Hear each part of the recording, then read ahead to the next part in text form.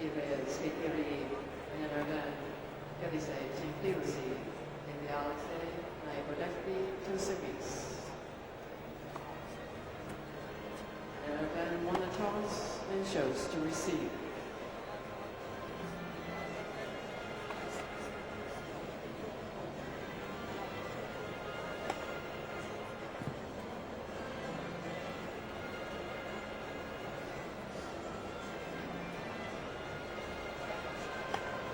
Time.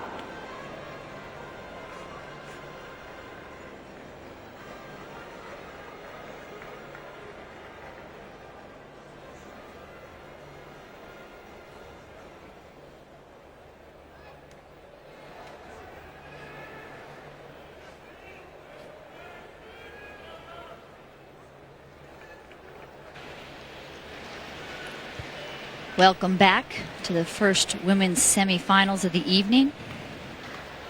Justine Henin-Ardenne, #1 seed, #1 player in the world from Belgium, against Anastasia Moskina, #3 in the world from Russia. There's Larissa Savchenko. She's the coach of the Russian team, former top women's tennis player. Much anticipated match when the draw came out. French Open champion of 2003 and Justine Henin-Ardenne against the champion of 2004, Moskina. First point.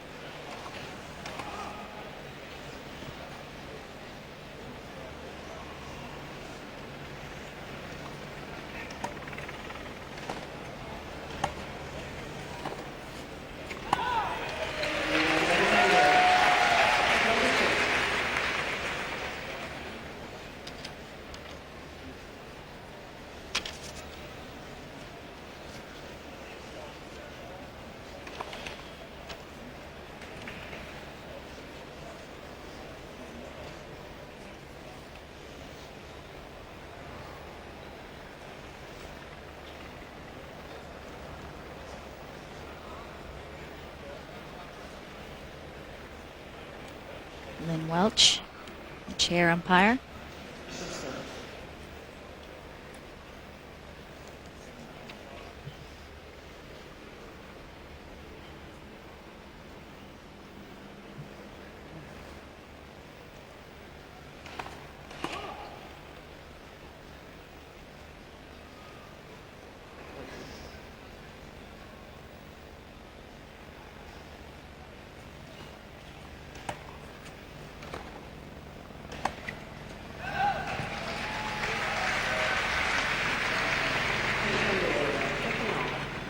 One part of the game that Moskina still could work on is that second serve. It's very attackable. I have to see how Justine Henin-Ardenne treats that serve tonight.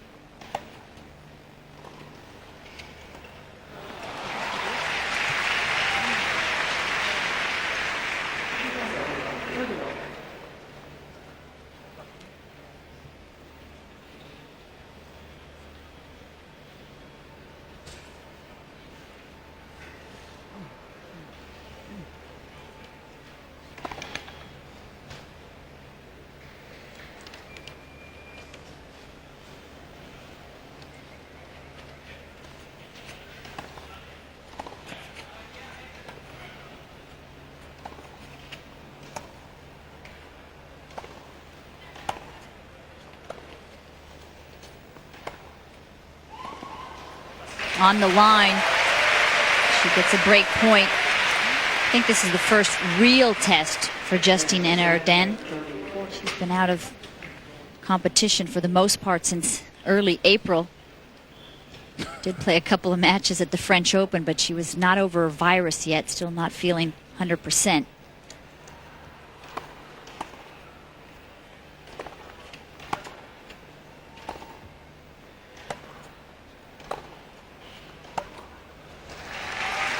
So surprisingly, in my opinion, she's played excellent tennis to get to the semifinals. She's the only one of the semifinalists who's gotten here without losing a set. That's not easy to do. You wouldn't think that she'd be mentally tough, match tough.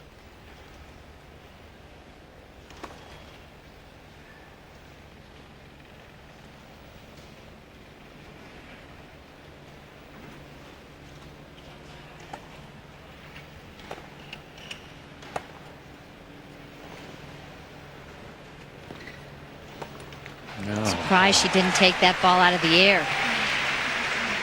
She volleys so well. Well, that's been such a feature of this Olympics, with Hélène Ardenne has been coming to the net so much more often, and that one was just such an obvious case. Taking it out in the air, ended up losing that point.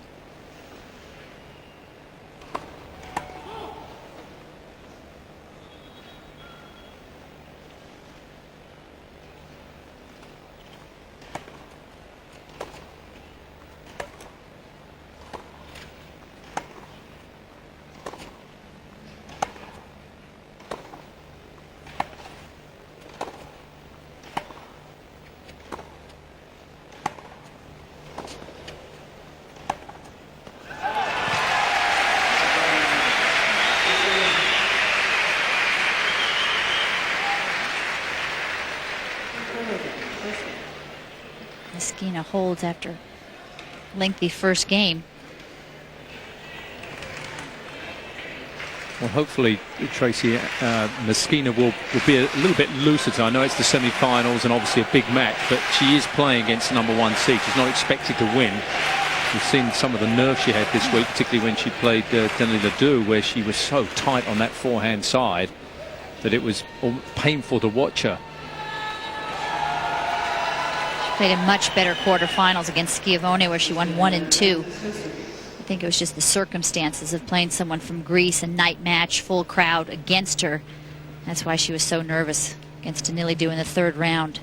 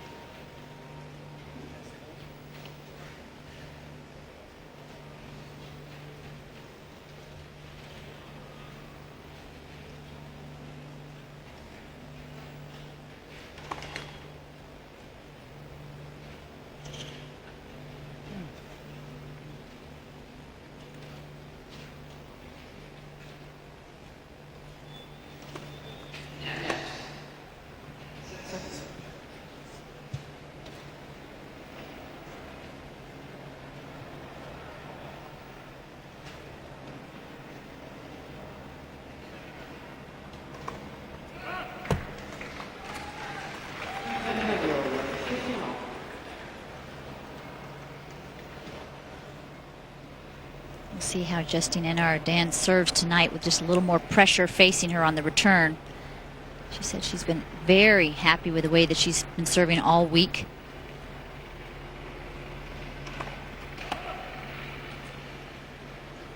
She's had a good first service percentage. She served with a lot of pace.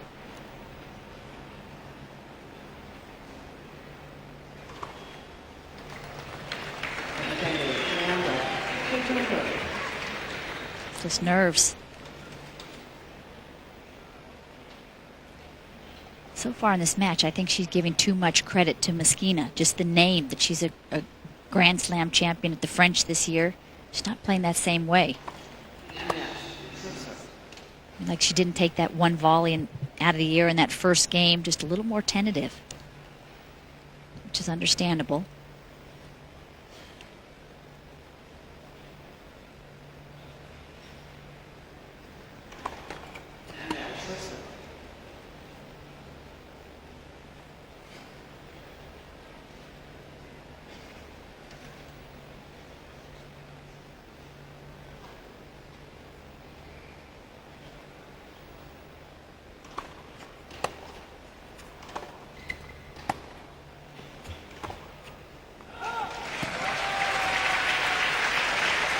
Mosquina has not done anything special so far.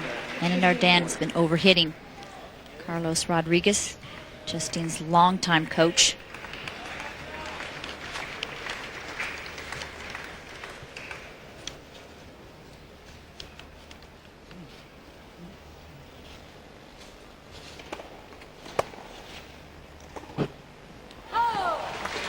Wow, that was a off-balance forehand to lose that service game from Anna Nardan. A nervy game there for the #1 seed. Both games. She started out with a break point and it's gone downhill since then.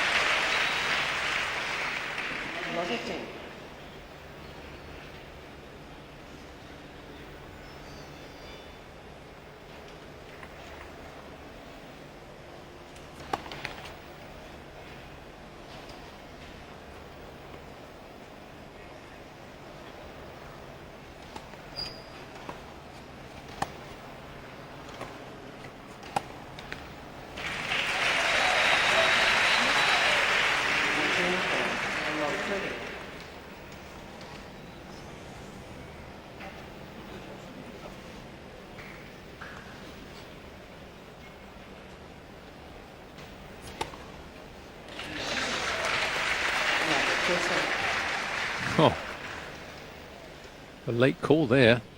Was let.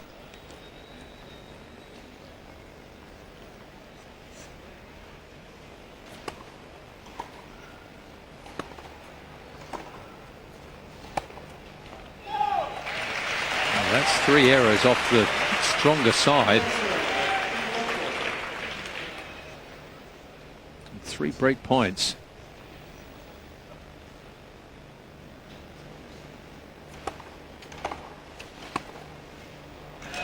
Oh, what a strange start to this match. Breaks back. And Mosquina leads 2 games to 1. Tracy, when you look at these two players, obviously Anna Nardan hasn't played as many matches, but matching them up, it's difficult to see where really Mosquina can hurt her. Well, Mosquina gets a lot of balls back. Her serve is not as good, but she gets a lot of balls back, plays great defense. She moves extremely well. She can hit some zingers in on the first serve that kind of surprise her opponents. And her ground strokes are very steady. And when she's playing her best, she plays steady, steady, and then all of a sudden ups that level, you know, about 10, 15 miles per hour on her ground strokes, and really can go for winners and go for lines and play aggressively.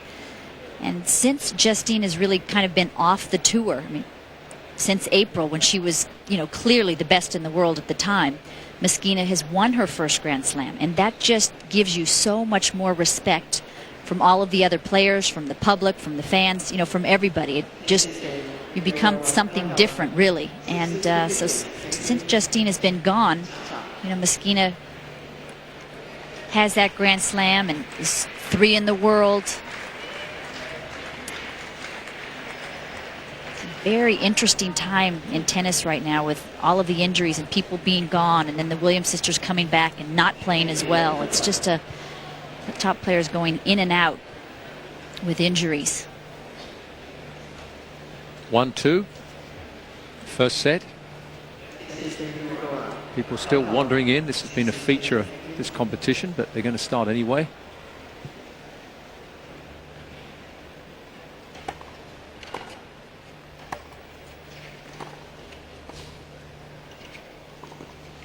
Now that was a strange time to come in. Well, now that couple of decisions there, that shows me that she hasn't played matches.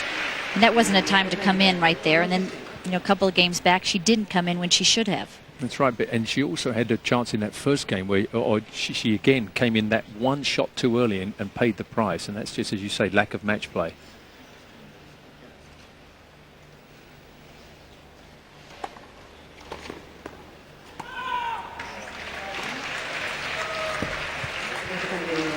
It's all about shot selection in tennis and just feeling comfortable and confident. When to up it a little bit, go to that next level and rip it, and when to hang in just a little longer, when to go to the net, when to stay back. It's very instinctive.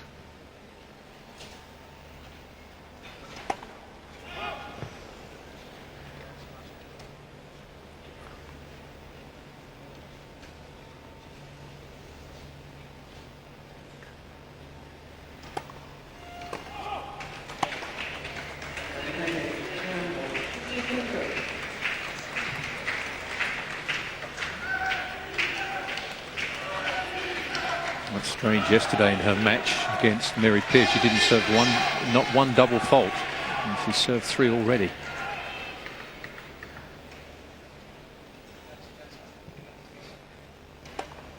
His toss was way too far to her right. I just don't think that she had the same respect for Mary Pierce, wasn't as fearful of her opponent as she is of Meskina.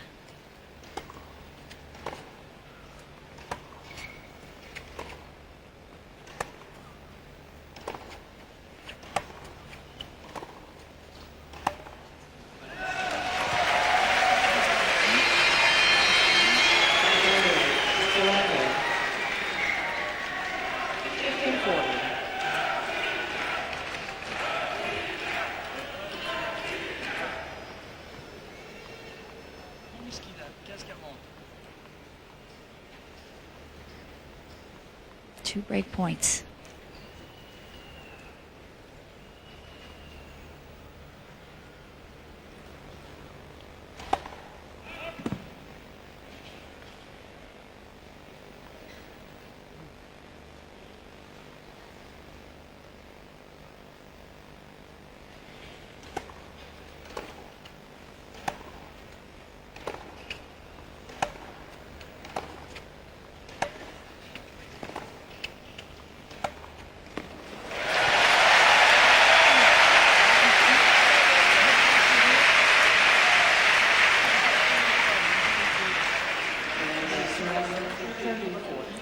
So it's a gutsy shot.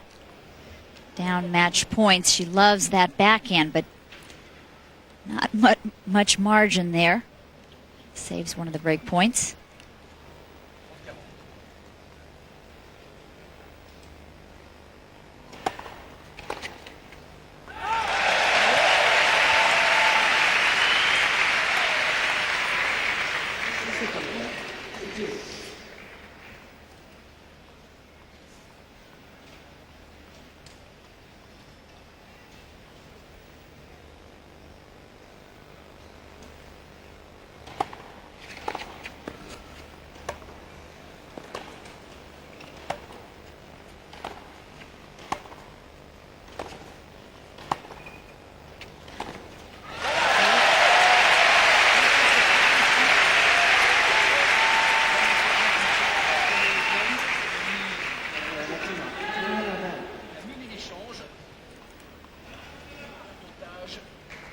Much better point.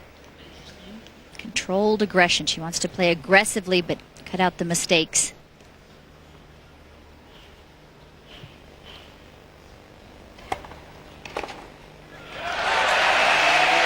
It was a big game there to hold those 3 break points. She was looking a little shaky there to get down 3-1 in this first set. Not get rid of those nerves.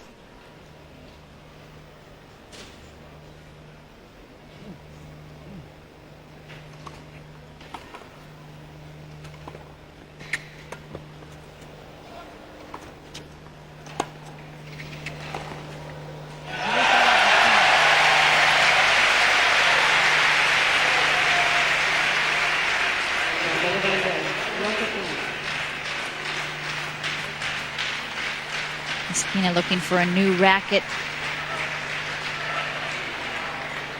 A lot of matches she has racket issues. I don't think she broke the strings there. I think she obviously was, maybe they weren't quite tight enough, or just adapting with the weather conditions this evening.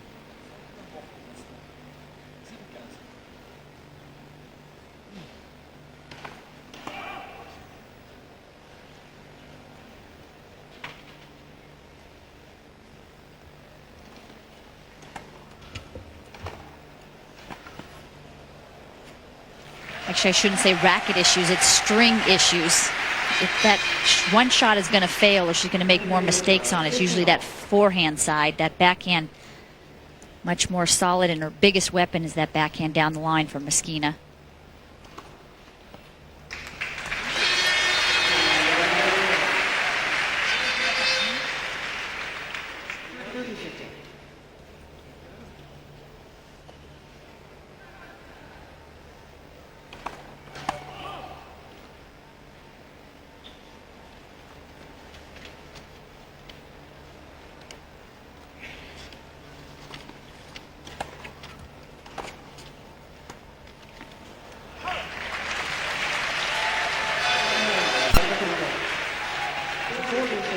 Doesn't really hurt Meskina on the second serve at the moment, which is, as you said, one of Meskina's weaker parts. Just sort of floats in there, and you know, they're not doing too much with it.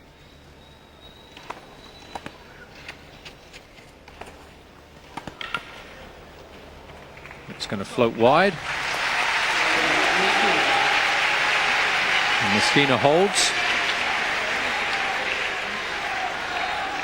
3-2 in the first set.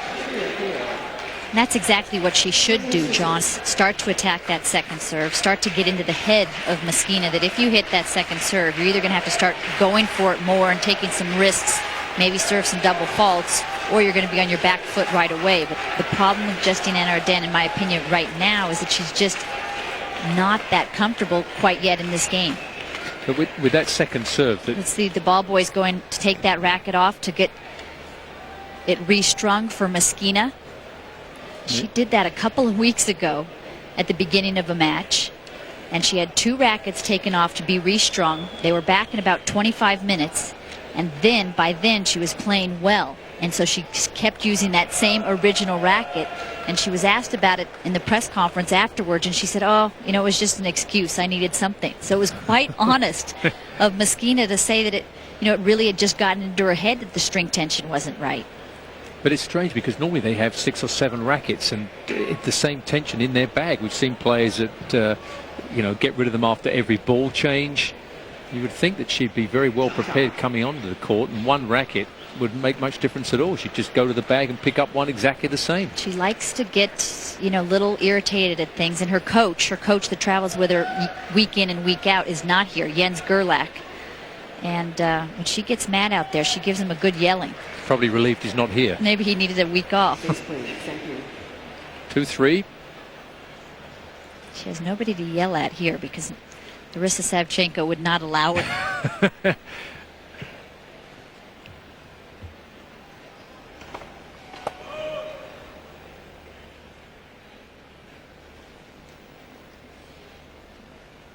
Wait, please.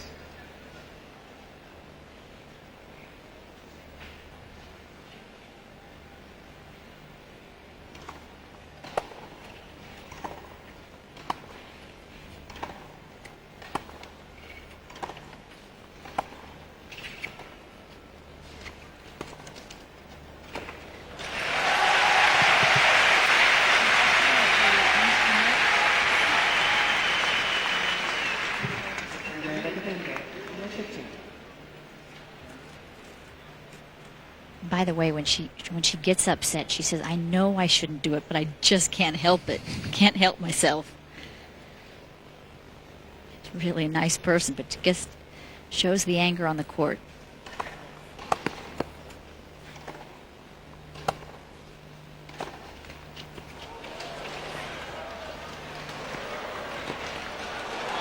Oh, that's great racket head work there. That's why it's so nice to be so versatile. She can over the backhand, but she can also slice under it. Look at that great feel on the dead run to measure that lob perfectly over Meskina's head.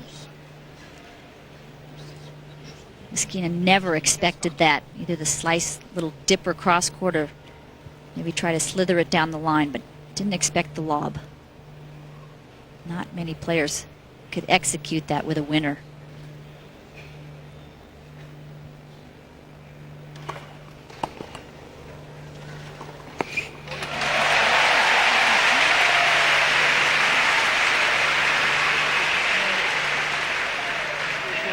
Number 30 shooting.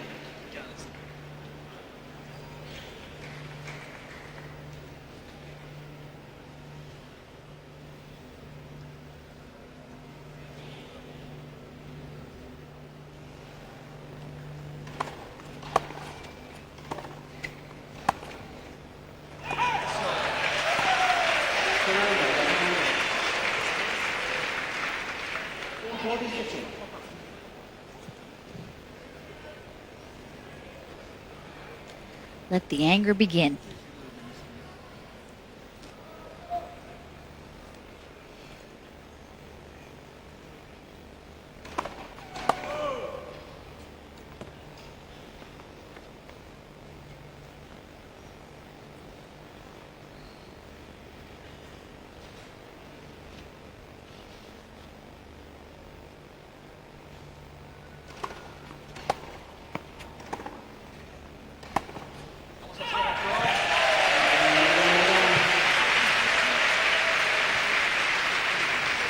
Comfortable hold. These two players have played 7 times, and Arden leads the series 5-2 and 4-1 on hard courts.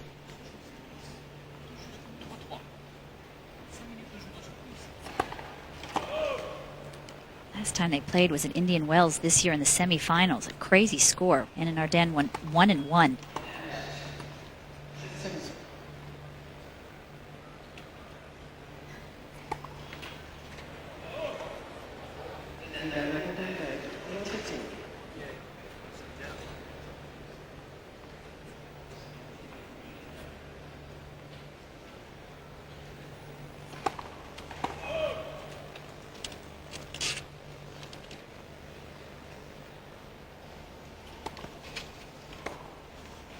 There she steps up, blisters that return with good angle.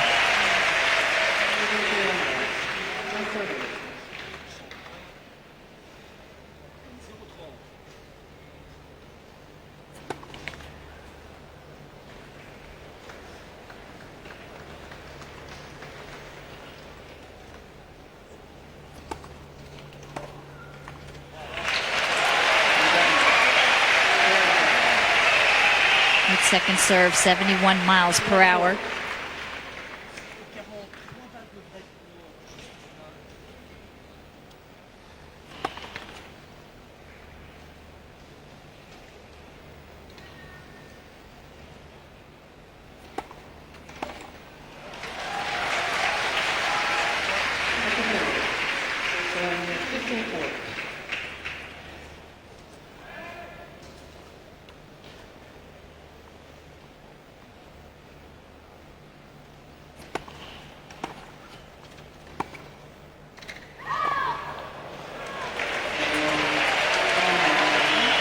Very close call there.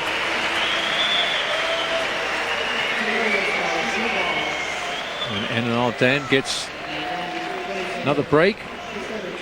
A few breaks already in this match, but she's up 4-3 now.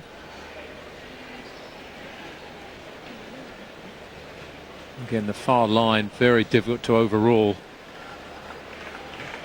Very close, that one.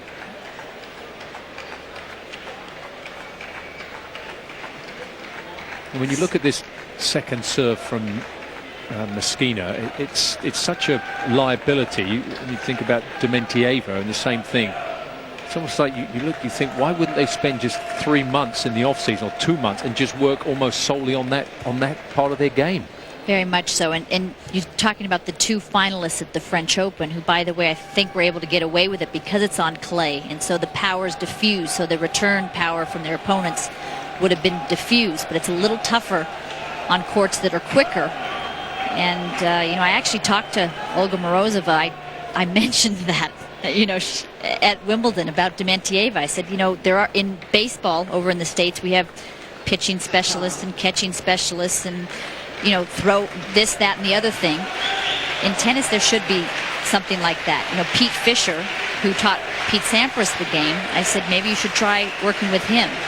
And it seemed to go in one ear and out the other. And I tell you what, if you're as good as Dementieva and you have that good of ground strokes, you need to work on that serve. That's right. And Arden 4-3, new balls. The problem with Dementieva was a year and a half ago in Australia. Her serve was okay before that, but she had a shoulder impingement where she couldn't reach her arm straight up above her head. So she started tossing it so far to the right, and it became a bad habit.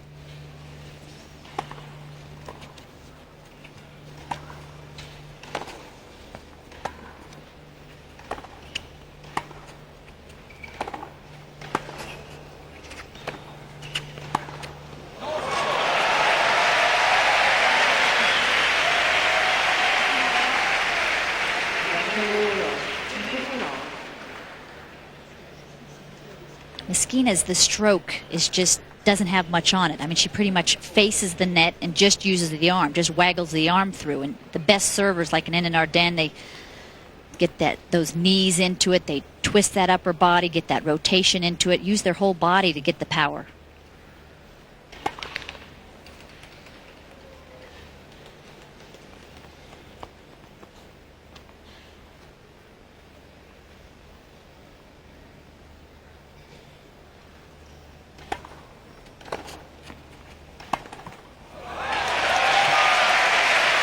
Well, that return to serve is not going to get the job done.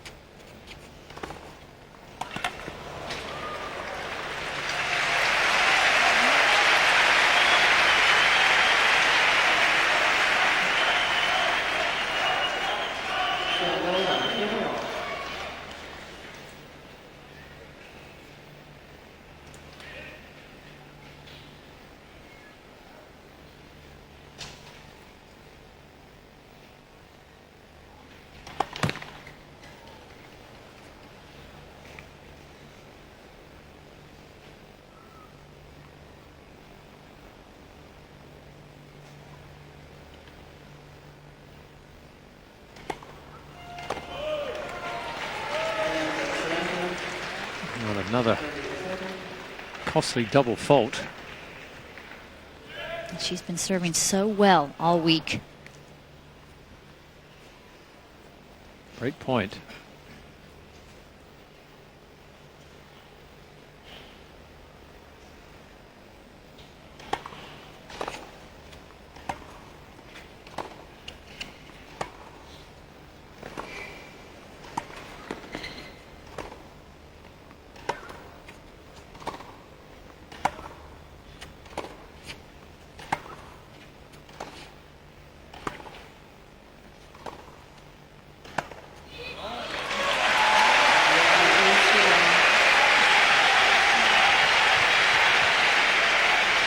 A lot of errors in that game again.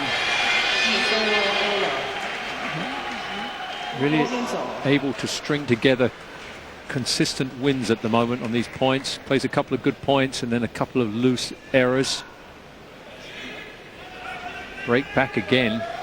4-all first set.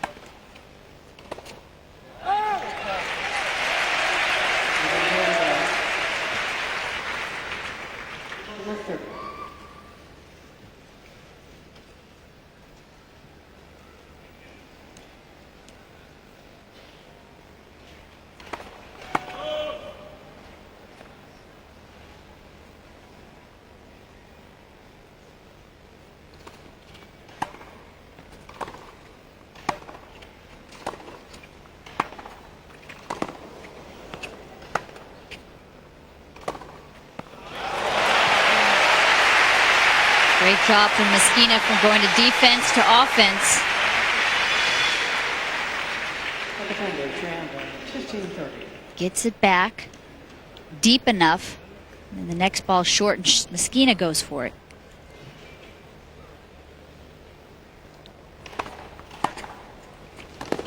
Great return there.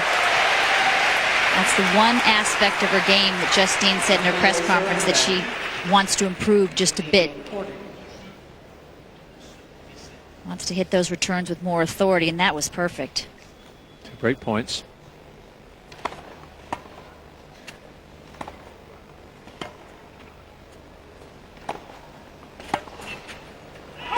Another backhand down the line. Yeah, 30-40.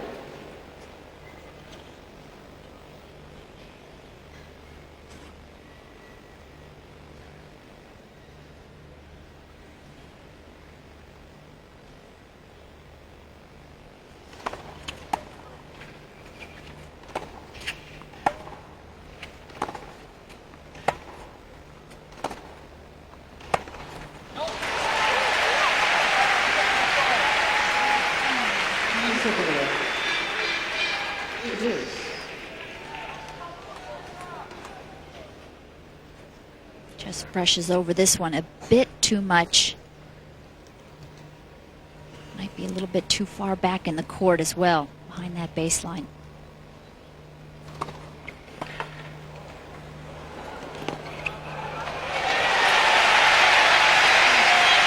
She's got a nifty serve out wide on that deuce court. Doesn't put a lot of pace on it, but she loves to slice the serve. Look how quickly she gets up there. She's got a good drop shot.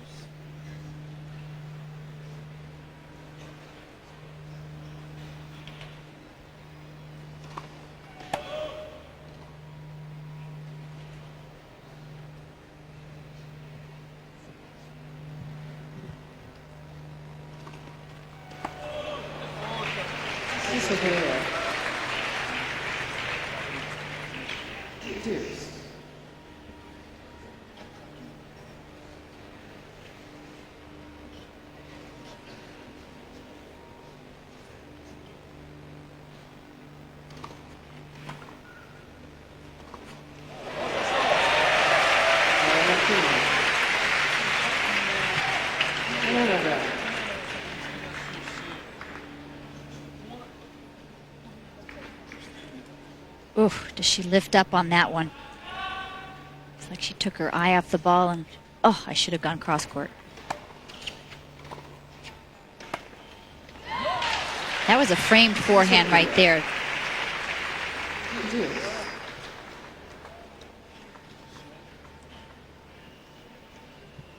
And Nardan's not going to be happy with that. A mid-court shot, not a lot of pace, and she framed it.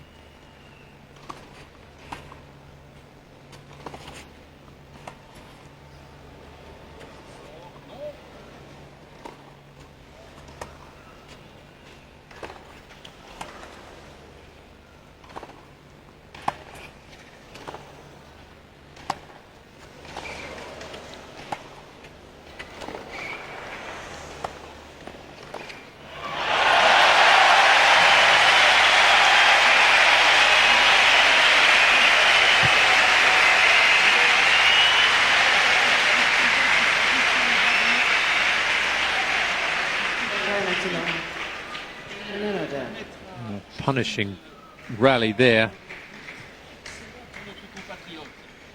Sets up another break point. Number 4.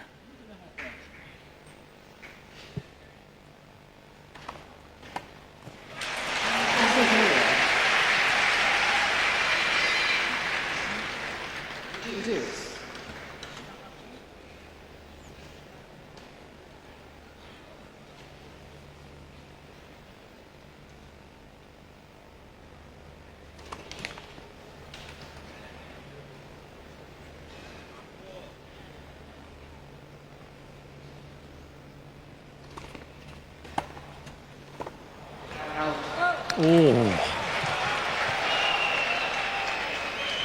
that It's a late overall. That was a late rule, and it was overruled. It was after Meskina put her arms up.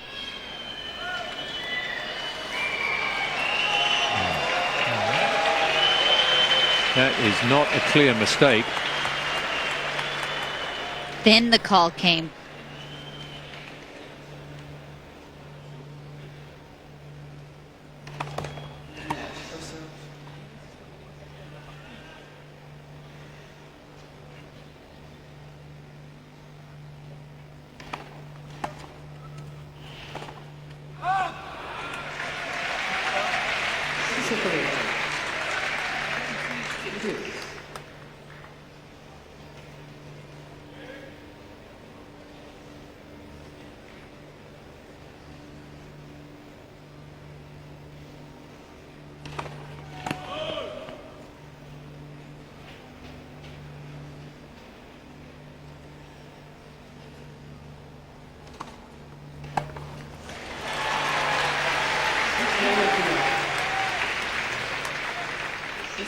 Bad error from Justine Henin-Ardenne. That's like an approach shot for her. And she pretty much knows it's going to go either to the middle of the box or to her forehand. Meskina slices that second serve so much.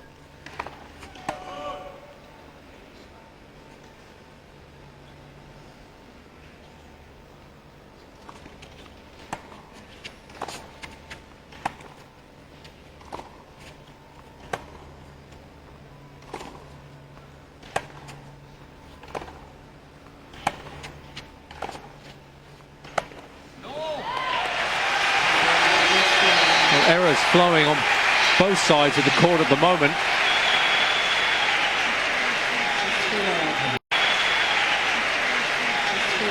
Meskina very lucky to get away with that game. A lot of gifts given to her by Henin-Ardenne. This is a very strange first set at the moment. Neither player really seems to be completely 100% comfortable with their game. I can't understand, though, with Henin-Ardenne on the return to serve. As you said, Meskina can only really slice that serve on the first serve or the second, for that matter. In the forehand court, I can't understand why Henin-Ardenne is not covering more for that wide serve where she's been caught a couple of times. And on the left-hand court, the backhand side, I can't understand why she's not standing way over to threaten with a forehand. And especially on the second serve, Meskina has a very difficult time hitting it to the backhand corner. So I'd, move over and get ready for that. And on the first serve, when Henin-Ardenne is returning on the deuce court, I'd move in 2 feet closer and try to move forward, not along the baseline, but move diagonally towards the net to try to cut off that slice, because that's her favorite serve. That's her go-to serve, basically, Meskina on that deuce side.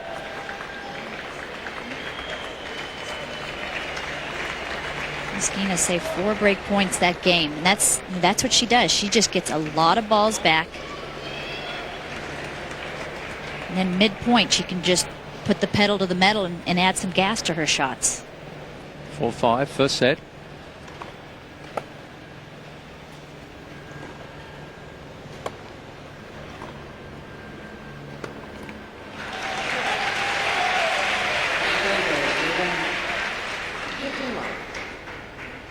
I'm Justine Henin-Ardenne and I have that spectacular slice, I make sure that I utilize it, some during the points to make sure to try to get Meskina out of that rhythm. Don't try to out-hit her every single point.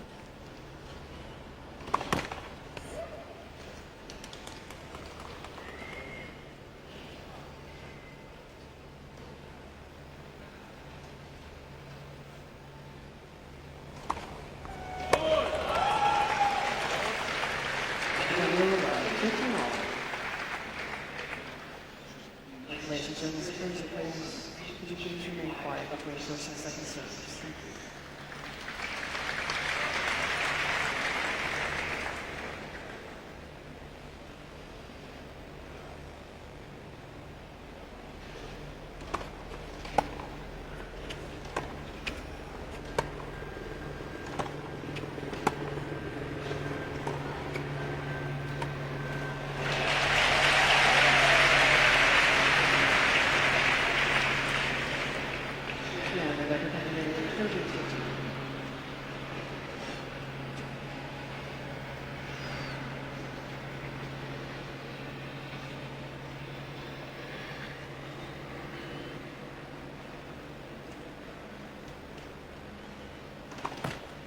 Toss too far to the right.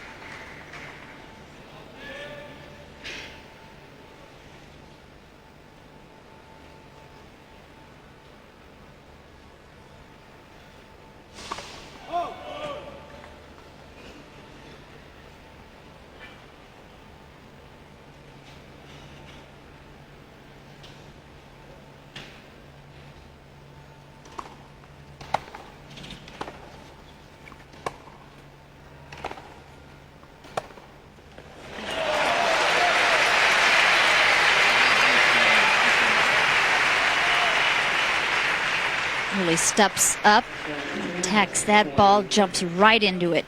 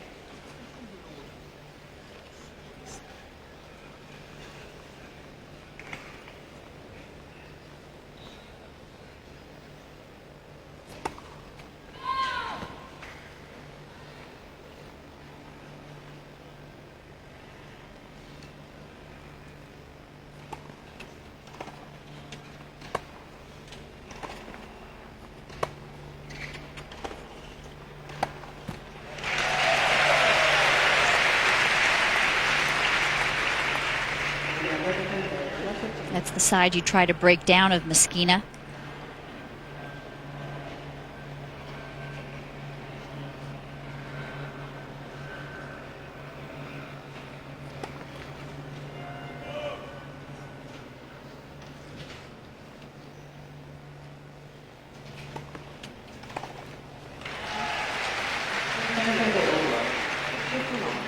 Well, there she got that chance on the forehand and then just hit an awful shot, almost in the bottom of the net.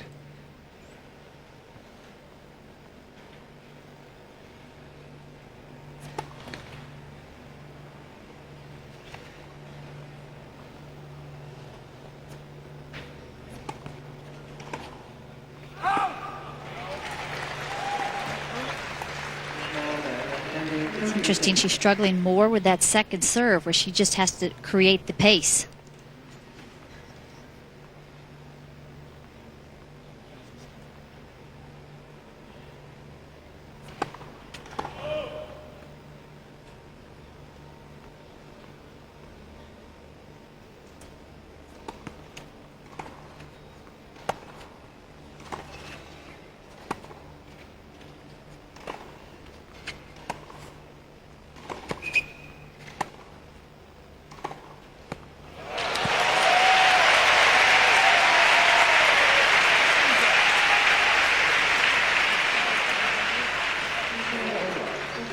Right on the line.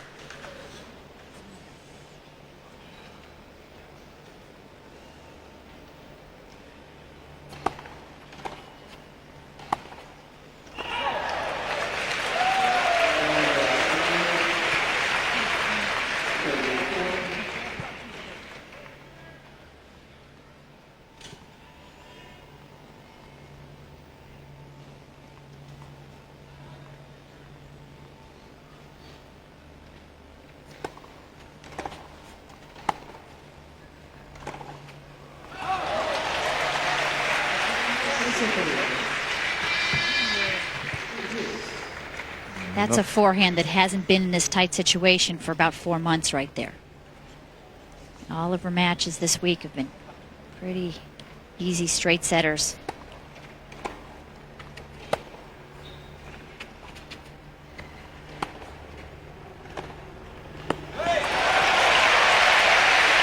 quite frankly, I didn't even expect Justine Henin to play this well after being out that long. Big sigh of relief. Nice slice, and then rips over the ball. Great extension.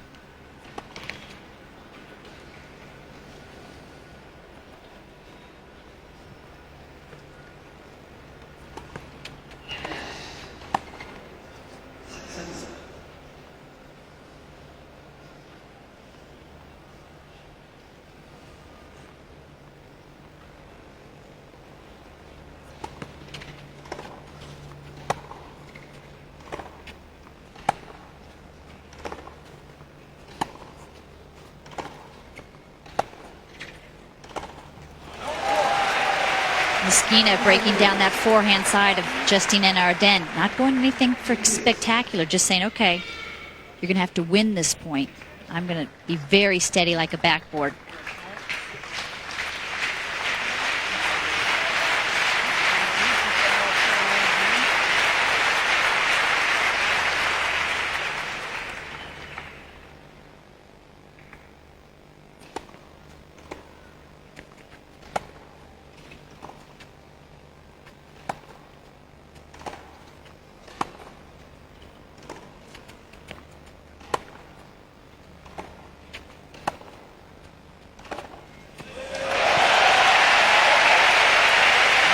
Been such a mixture today in an Ardennes, a mixture of absolute brilliance, shot-making ability, and then just awful errors. That's one of the brilliant ones. Great shoulder turn and uncoils.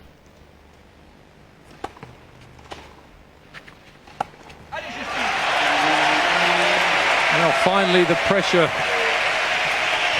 put on Meskina pays off. And Henin Ardennes leads, not too convincingly, but 6-5 up in the first set with her serve to come. And the racket comes back. Anastasia Meskina wrapped up nicely. It really is, Tracy, the first time that we've talked about all week how well she's been playing, but this is the first time where we're really seeing the lack of match play. Yeah, some big misses on some crucial points, and you know, that's going to happen. I mean, she just hasn't been in those situations for a while, and it doesn't matter how much you've been practicing, which, by the way, she's only been training for about 3 weeks hard before the Olympics. But even if you play a lot of sets in those 3 weeks, it's nothing like a match situation where you have those nerves and points are on the line, and you know, the Olympic gold medal is on the line.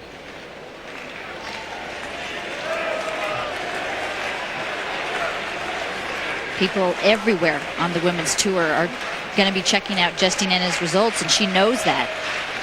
You know, Davenport and Capriati, Serena Williams back in the United States, they want to see how well she's playing going into the US Open in a week. Trying to serve out the first set at 6-5.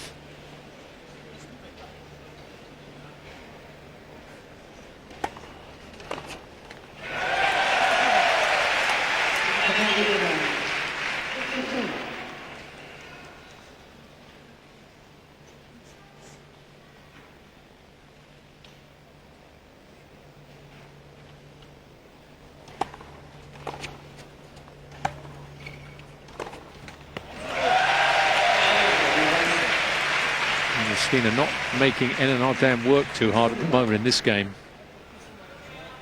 2 points away from the first set.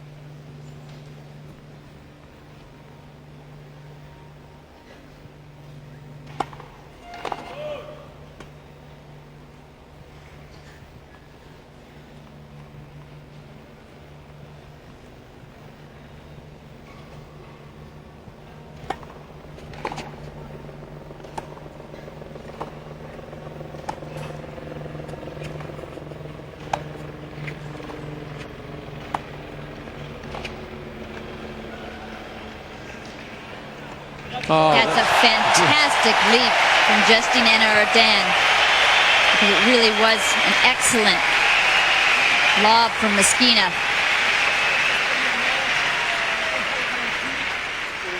Oh, this was behind her. Fantastic stretch. And to still be able to control it sets up a couple of set points.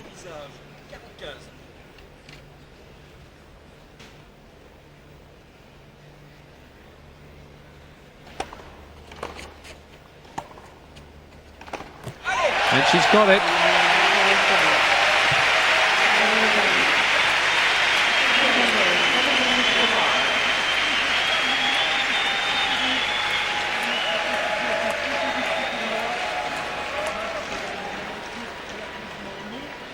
Well, Henin-Ardenne, that was almost an hour, that first set, and there was, as we say, it was a lot of winners and a lot of mistakes. Maybe she may settle down a little bit now with that set under her belt.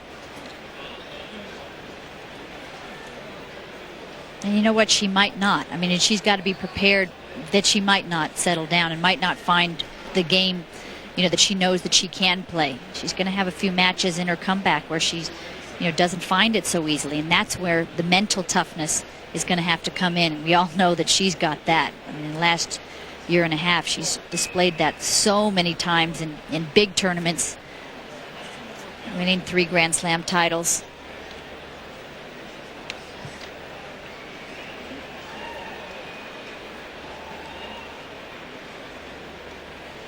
That was a huge, huge confidence builder for Justine Henin-Ardenne. To get that first set under your belt, though, you can kind of just feel like you can relax your shoulders a bit. You know, even if you have a horrible second set, you still can go for the third, whereas Meskina's back is really up against the wall here in the second.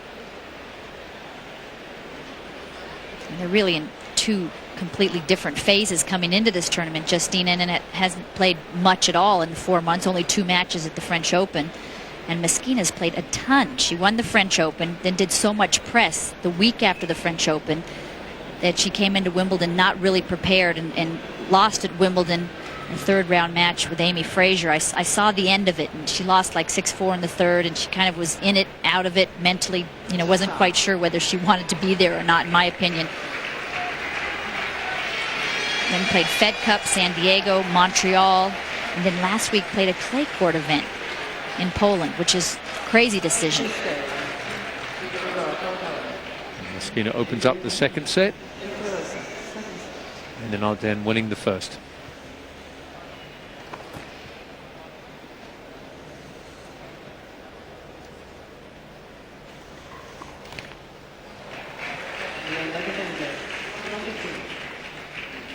One thing about Meskina is she is a fighter.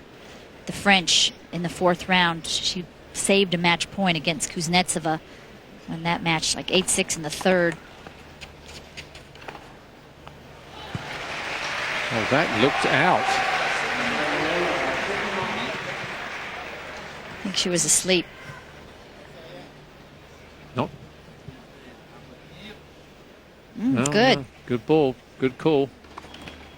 Just a couple of people up here with some bad eyes, me and you.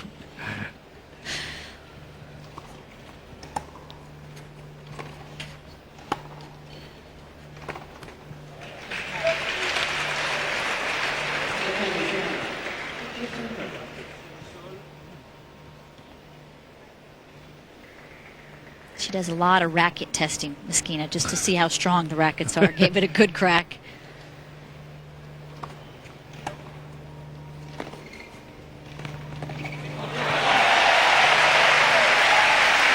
Well, Meskina thinks it's...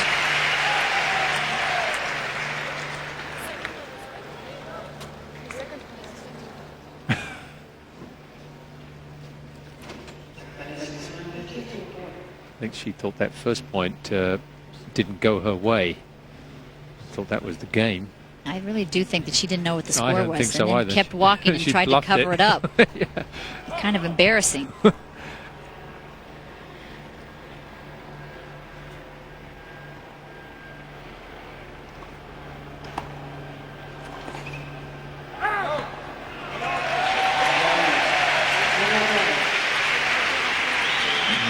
not a very impressive start to the set for Meskina. First game, second set.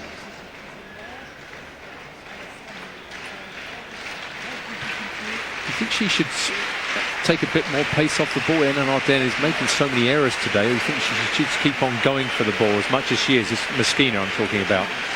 Should she keep going for it? Should she? Yeah, I do. I mean, she's hoping to find her game because that's when she plays her best tennis. She's steady, but yet also goes after her shots.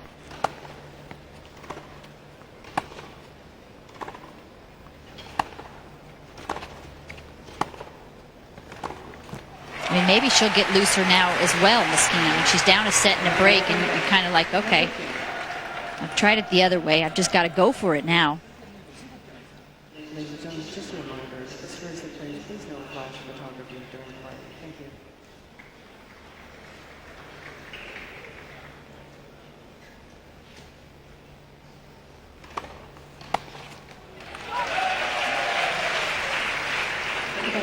Kicked and all.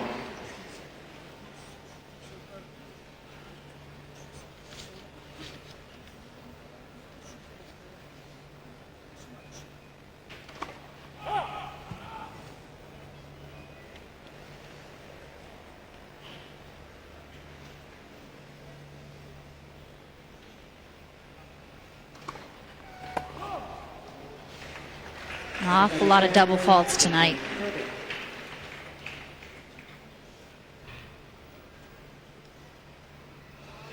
Six.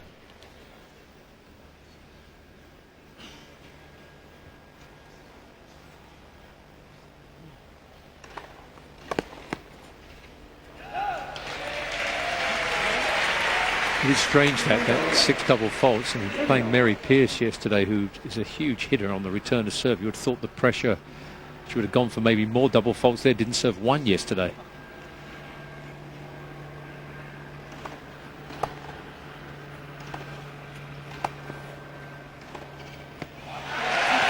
It's definitely a lot looser this set.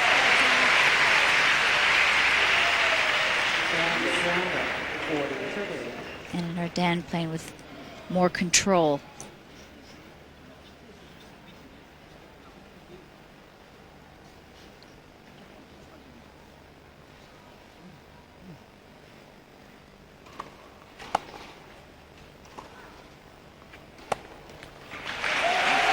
Change of pace.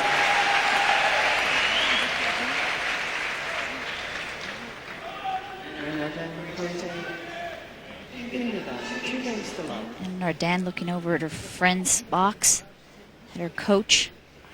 Always surprised at some players. They really just in between points, they're almost looking there the whole time. There's not much they can do. You just want that support.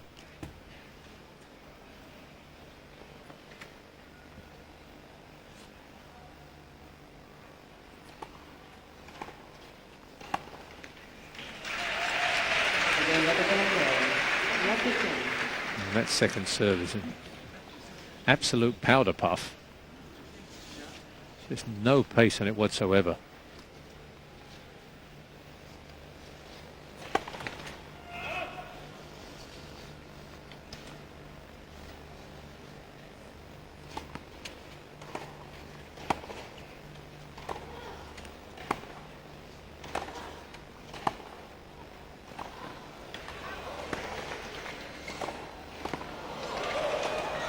Oh, it's the right idea.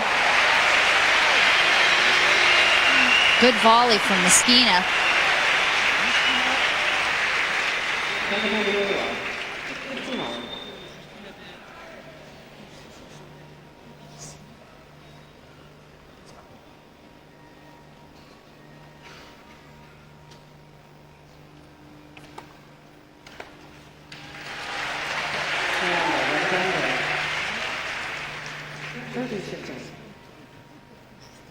Serve 75 miles per hour, but so short in the court.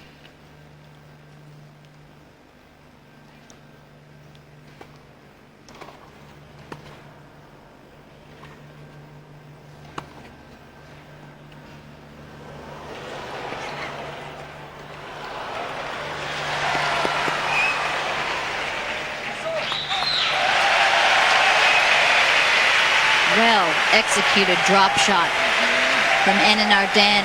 And it's so tough to pick this up quickly because she has that slice backhand, then she moves on in, and look at on the full stretch, great racket control. I've seen that lob over Meskina a couple of times. It's good feel.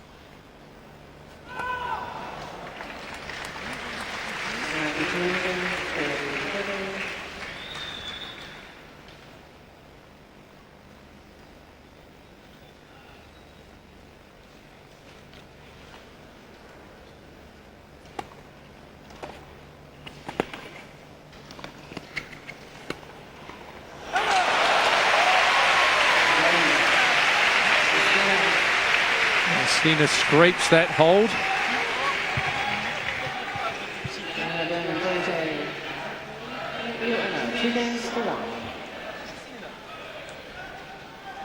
That was really a crucial game. You just got the feeling that the wheels were kind of coming off for Meskina. Started to get really negative. The points were ending quickly at the beginning of that game.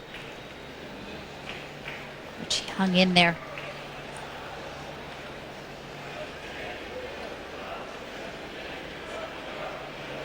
You know, it's in that game, that was almost the first time we've seen Meskina come to the net. There's been a number of half-court balls where she sort of hit the ground stroke and then retreated back to the baseline. And then when she did come in there, she had an excellent volley.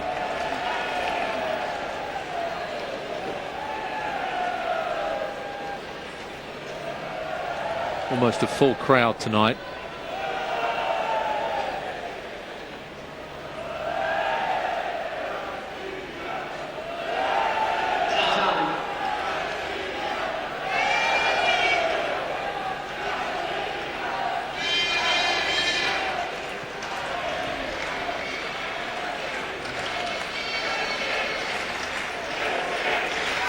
Definitely, though, one of the better matches on the women's side this week.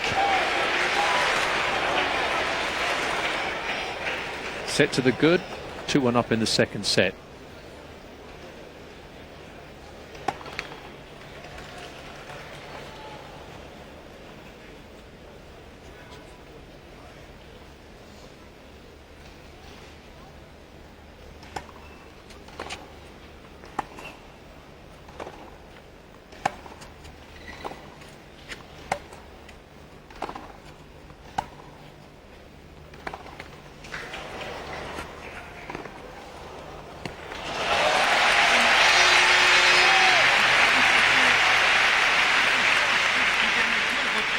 Comes in again. Perfect depth.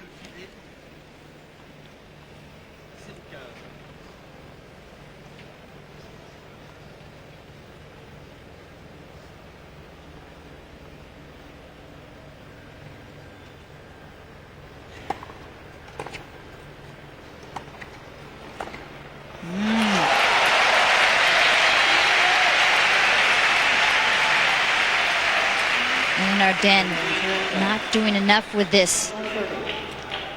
Too much in the middle of the court. Meskina is great with the target.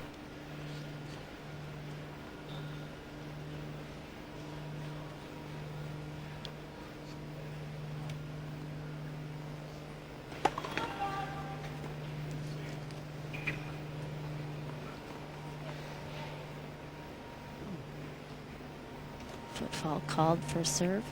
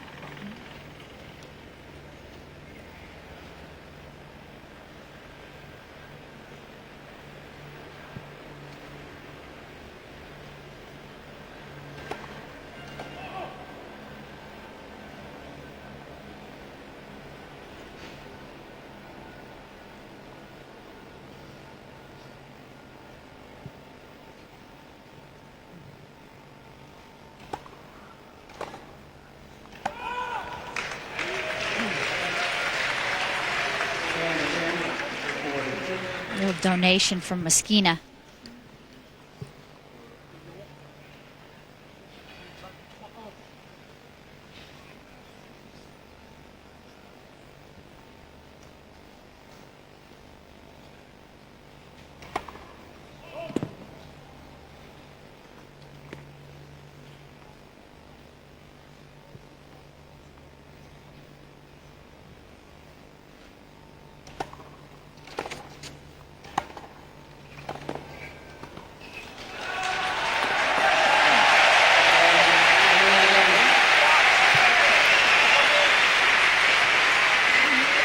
Did well to get through that game, being Love 30 down. Sigh of relief. Blue balls, please. And then Berger, Triana, 3-1. And Arden has also not been tested physically this week. You know, first week back from the virus, where she was just so overtired. It's kind of like a mono-like virus. I think you call it something different in England.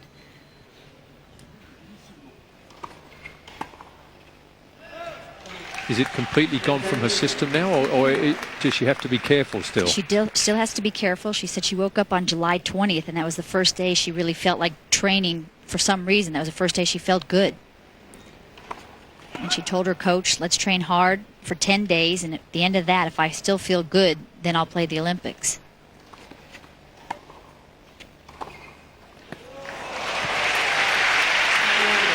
She'd love Justine Arden to get through this second set. This is trademark shot, that backhand down the line from Meskina.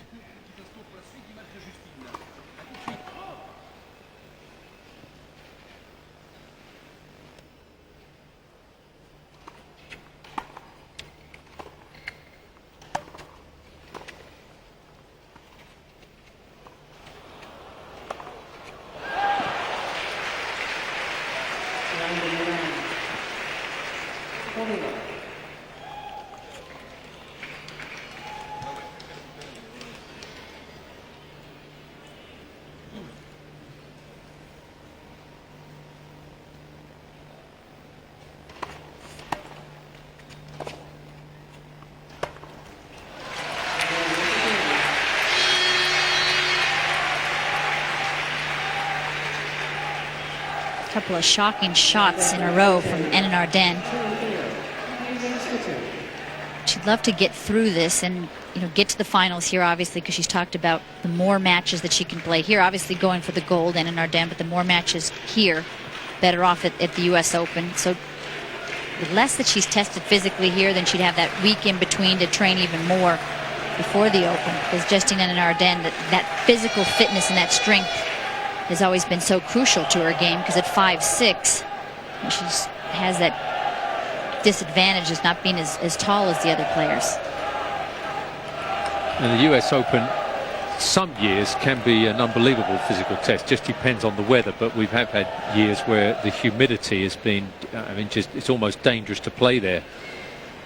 It's actually a lot like it's been here this week. I mean, we've had days at the beginning where it was quite windy and, you know, 70 degrees, you know, quite nice to play in temperature-wise, but the wind was quite strong.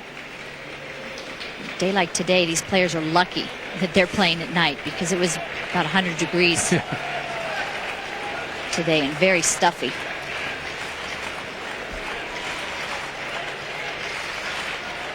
Enin Arden up 3-2 in the second set, and also by 1 set to love.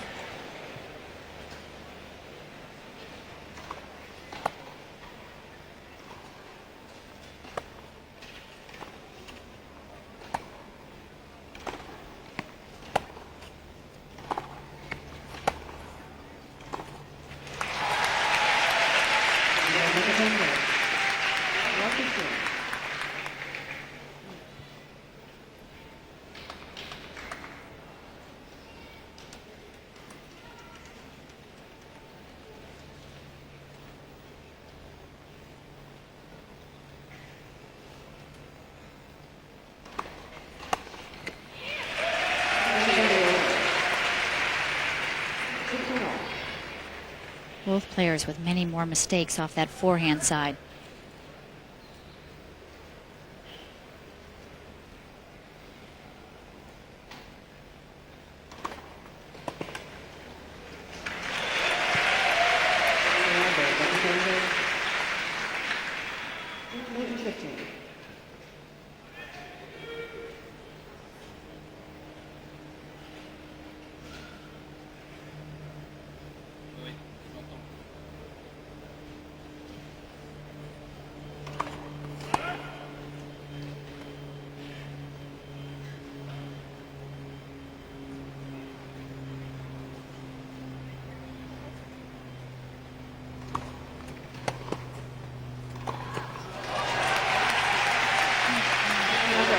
A bit ambitious on that shot.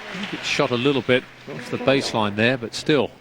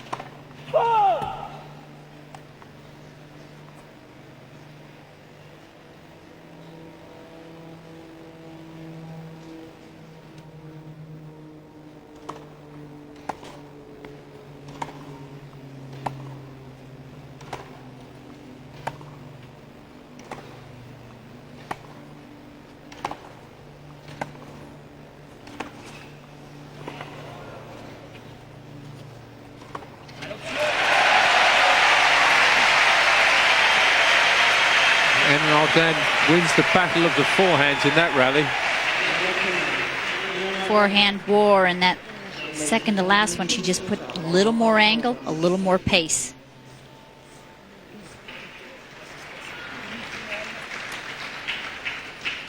And Nalbandian looking up. Last 3 or 4 points. Seems to be a small plane. It's quite loud.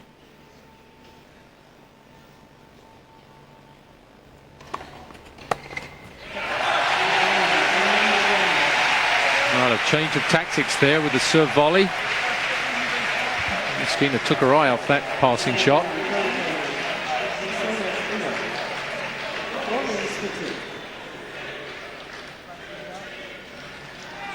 That shot.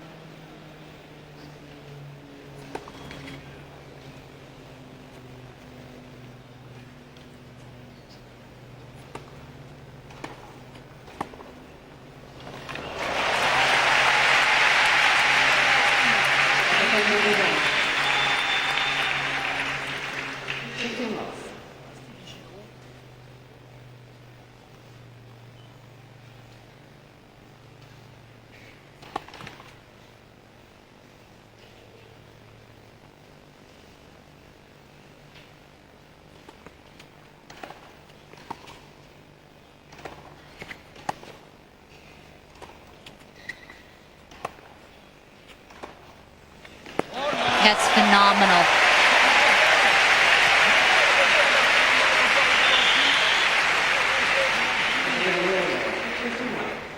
definitely the best one-handed backhand in the women's game. She can hit that topspin, the slice, and there she flattens it out for the winner.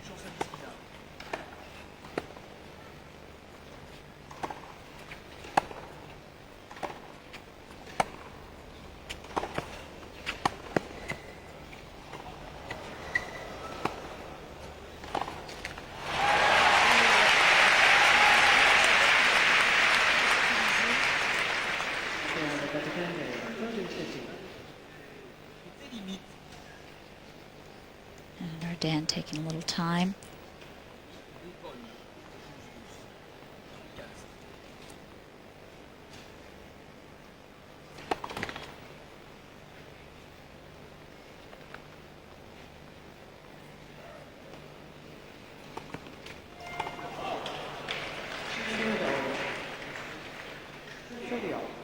One thing about playing matches, you're going to be a little more tired than just the practice because your muscles are a little more tense. Going to build up a little more lactic acid.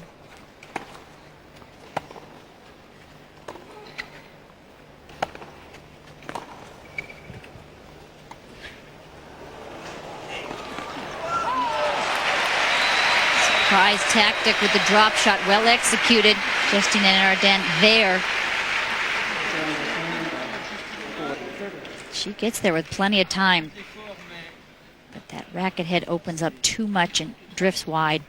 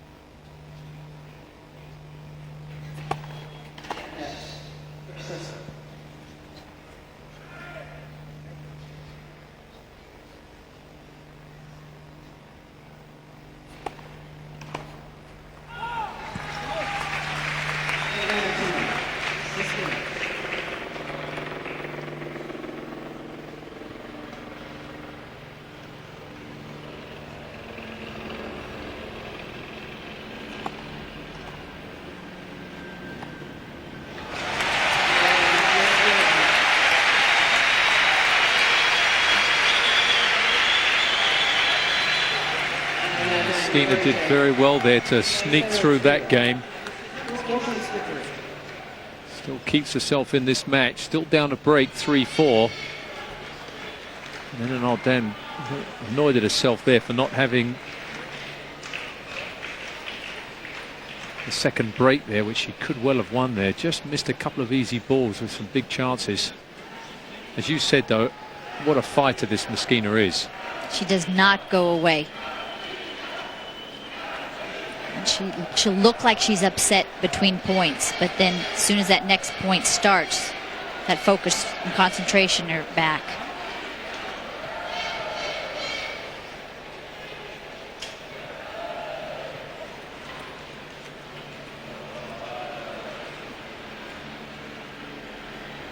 Almost perfect tennis conditions now.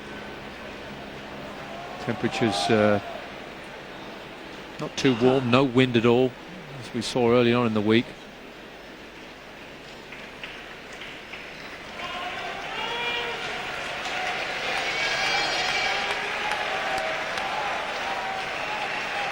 Some players have brought their own personal coaches, and some have gone with their federation's coach.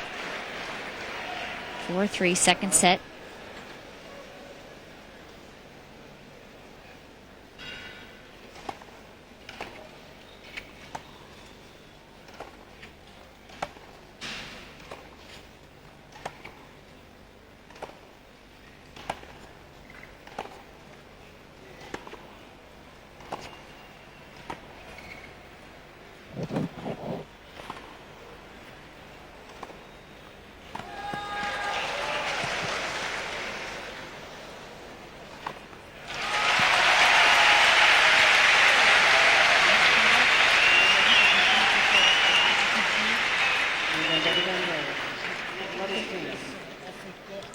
Meskina right now. I think you're keeping track. You're recording in your brain that Justine Henin-Ardenne taking a lot more time in between each point. Looking a little more tired. I can just get Henin-Ardenne into the third set.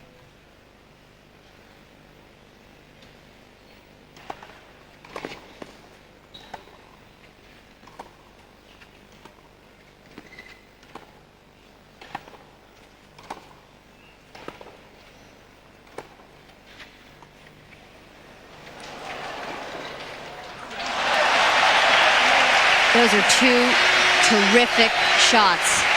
That drop shot, you cannot get any closer to the net and with any more backspin on it. And talk about how quick Meskina is. Keeps that eye on the ball once she gets there. And look at her racket head.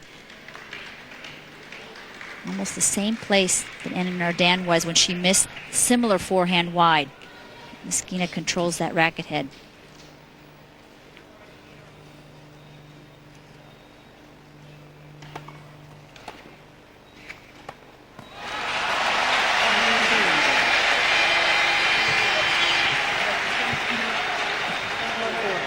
Three break points.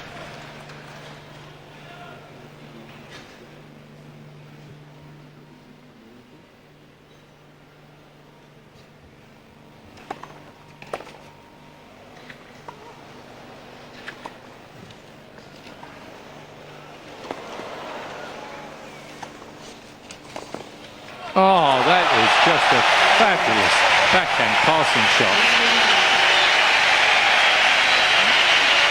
Couple of splendid points for Meskina to get the break back in the second.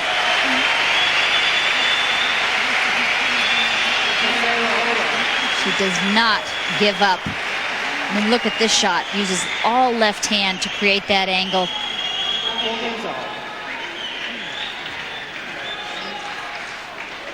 Yes.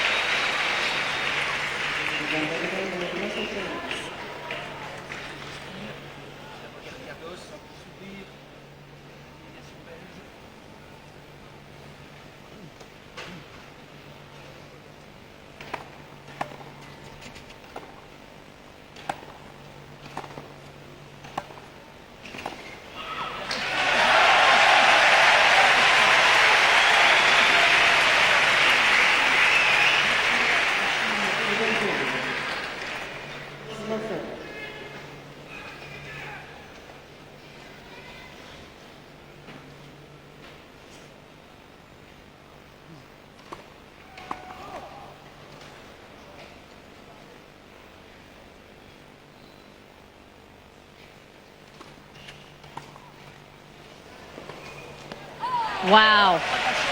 What a return. Goes for that short little angle, hits the net cord and still stays in and lands on the line. A quick turnaround and 3 break points now for Henin-Ardenne.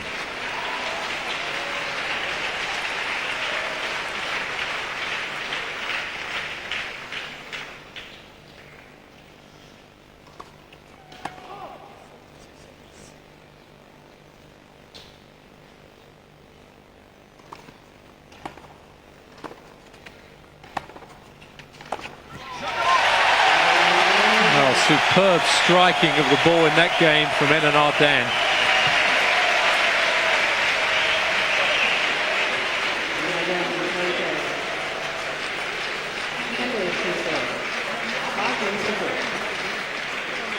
Just sense there that Henin-Ardenne knew that she had to pick up her game. Continue to play aggressive. Can't let those long points start to build up. Stand much closer to the baseline that game. I'm not sure that she's that confident physically that she could go a third set. I agree with you. She could, but not at the same pace.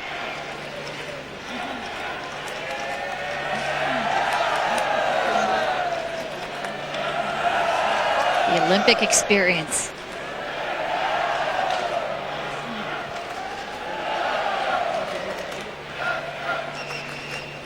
These two contingents of fans are on opposite sides of the of the court.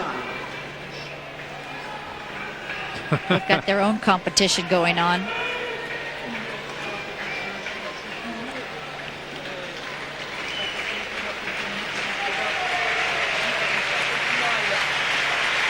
He's not tired. No way with this energy.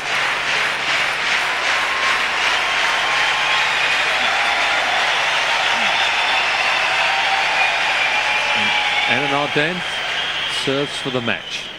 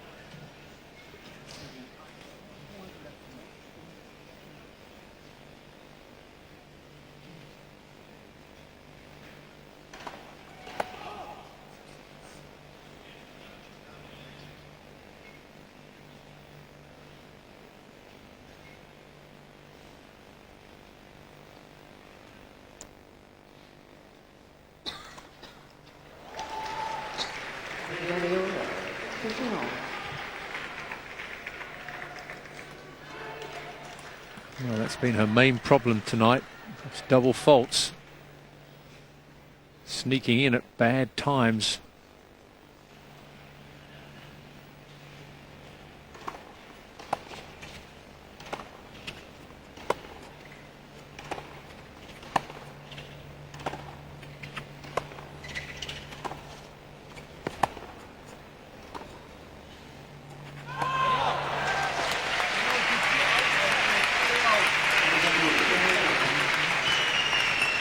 There's Mikhail Yuzny from Russia. He lost his match last night.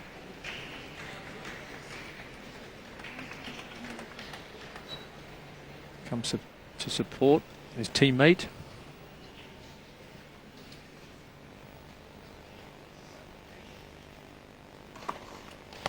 Oh, that's a brilliant serve.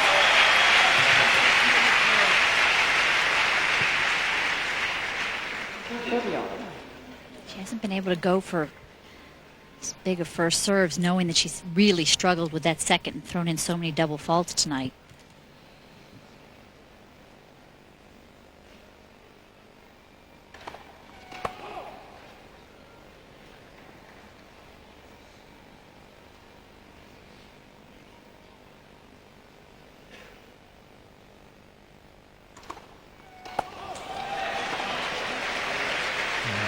Another one.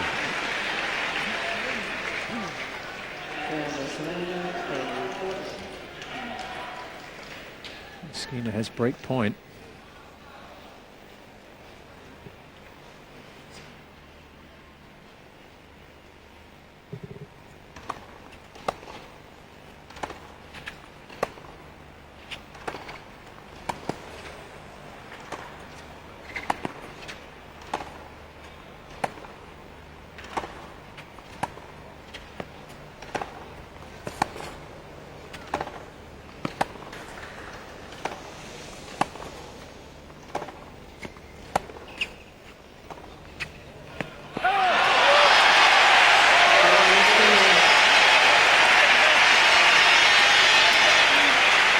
Well, some nerves on the Justine Anand Arden serve.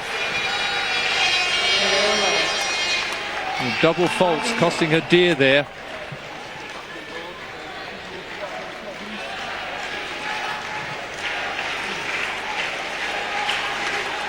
Long point.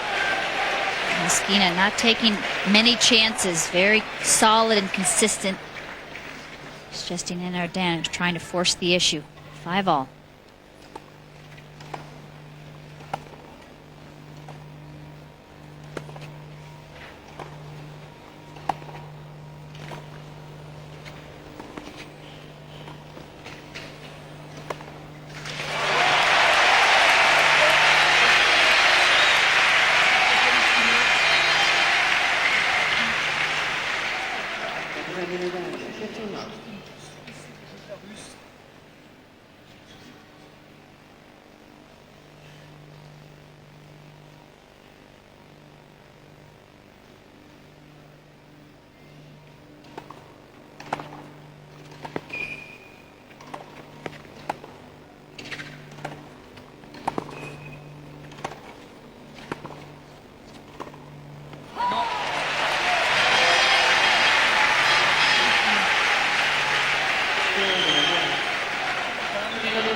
Meskina, not too many balls close to the lines.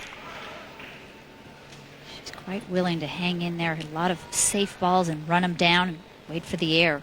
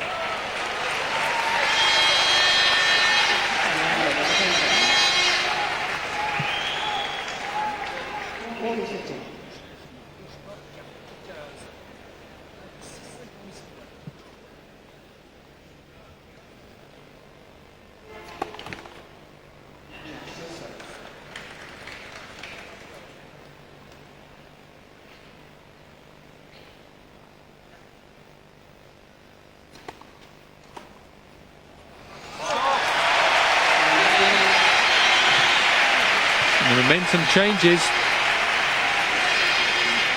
Good hold from Meskina. Real missed opportunity there from Justina Nardin serving to get to the finals.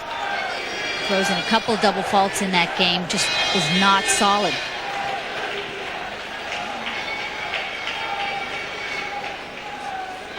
That serve just really a surprise tonight. You know, if we have maybe seen a hint of it or two in her matches and getting to the semis, it wouldn't be such a surprise. Yeah, it's looked so good all week, and yesterday in particular against Mary Pierce. And she was looked so comfortable, no double faults, and then comes in tonight and as we've always said, it's not necessarily how many double faults you serve, it's when you serve them. And 2 in the game when you're serving for the match. That's just incredible that the #1 player in the world would do that. And again, it just goes back to what we've been saying, obviously, about the lack of match play. That's when it shows.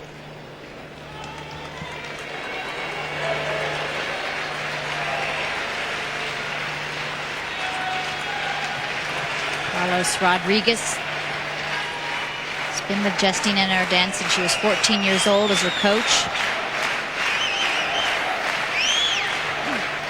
Serving to get into a tiebreaker.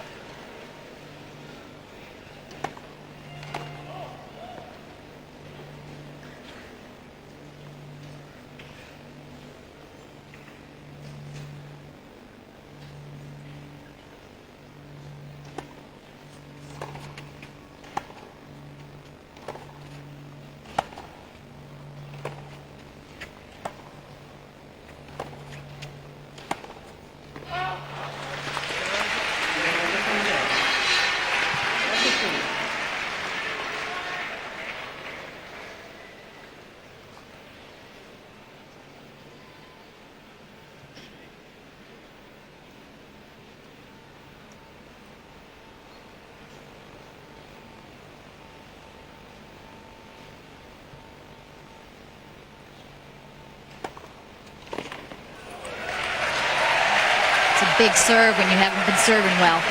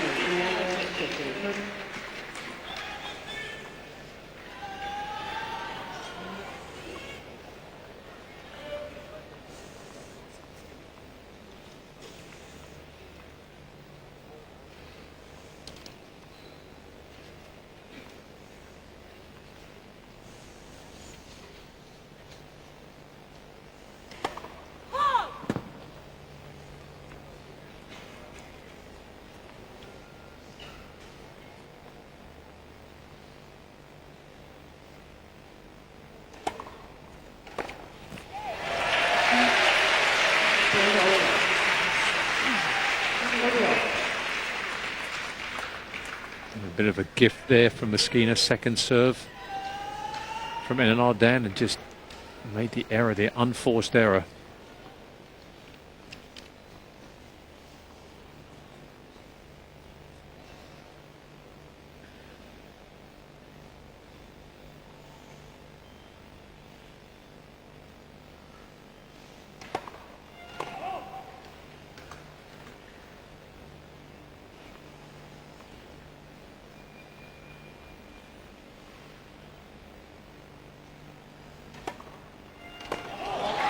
Another double fault to get to set point for Meskina.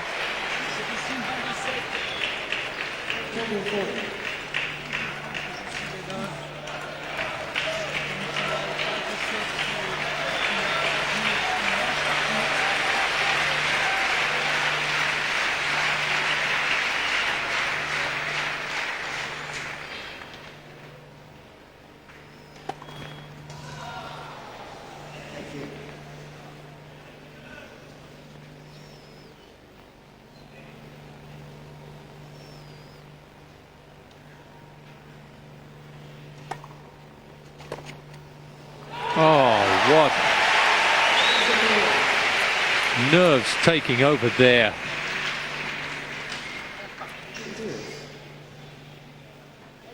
I think Enan Ardan's legs are a little tired, and that's what you use to push up and out into that serve.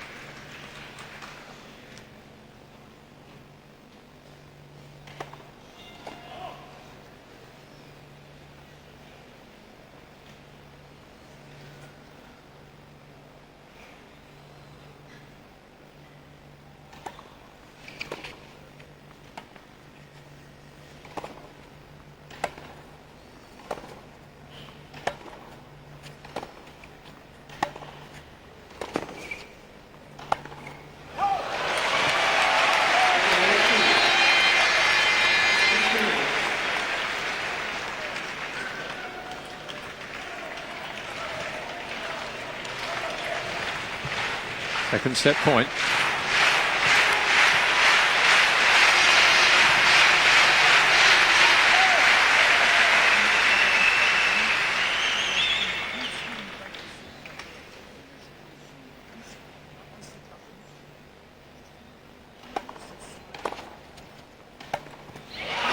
And we're going to a deciding set.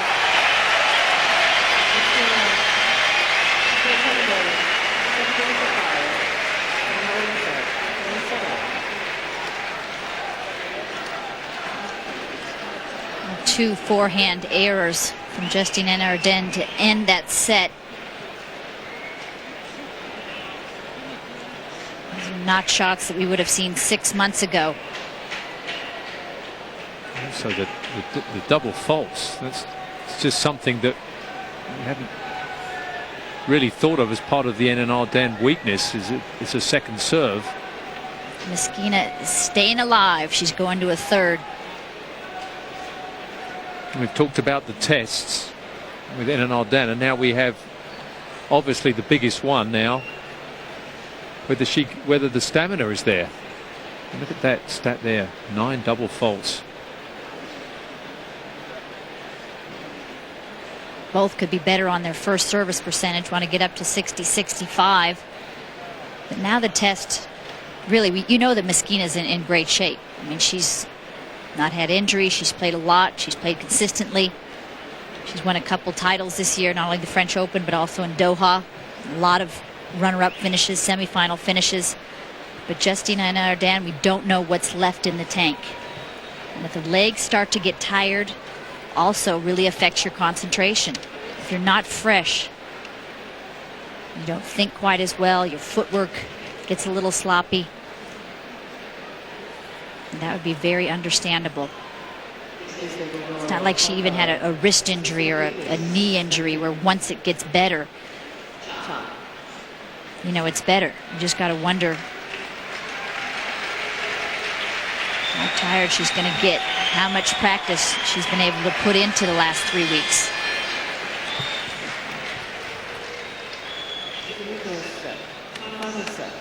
Meskina to serve. First game in the third.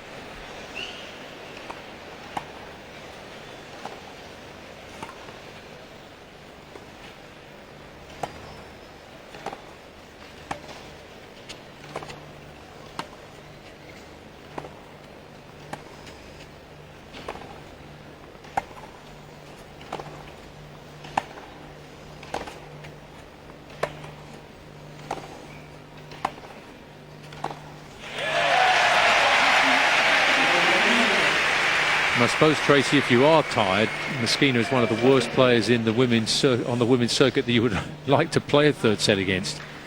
She's not going to give you anything. She's fit. She's going to get a lot of balls back. She's going to move you. She's going to chase a lot of your balls down, keep the points going.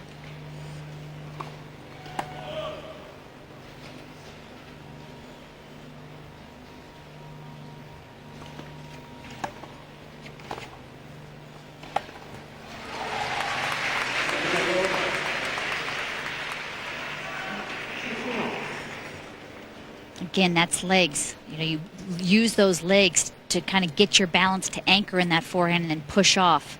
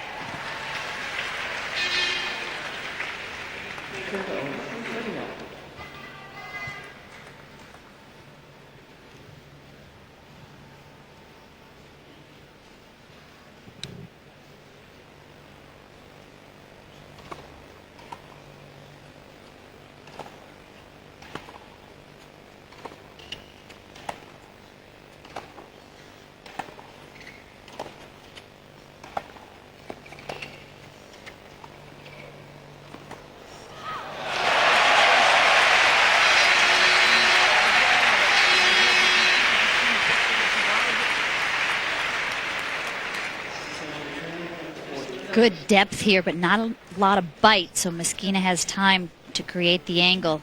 That big Western grip brushes up on the ball.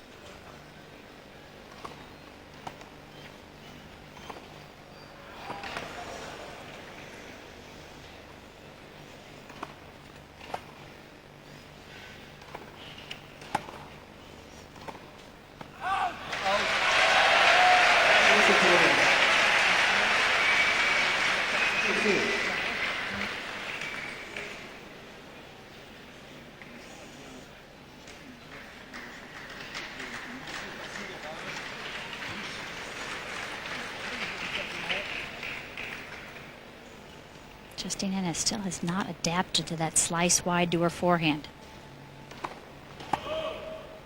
On the serve.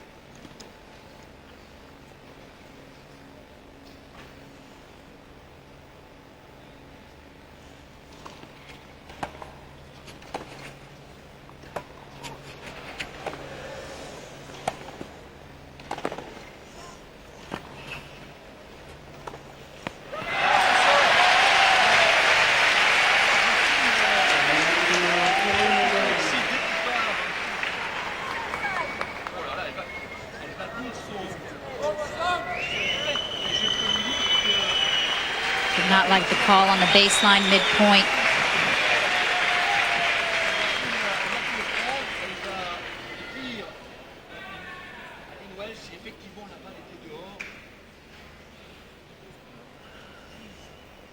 Break point.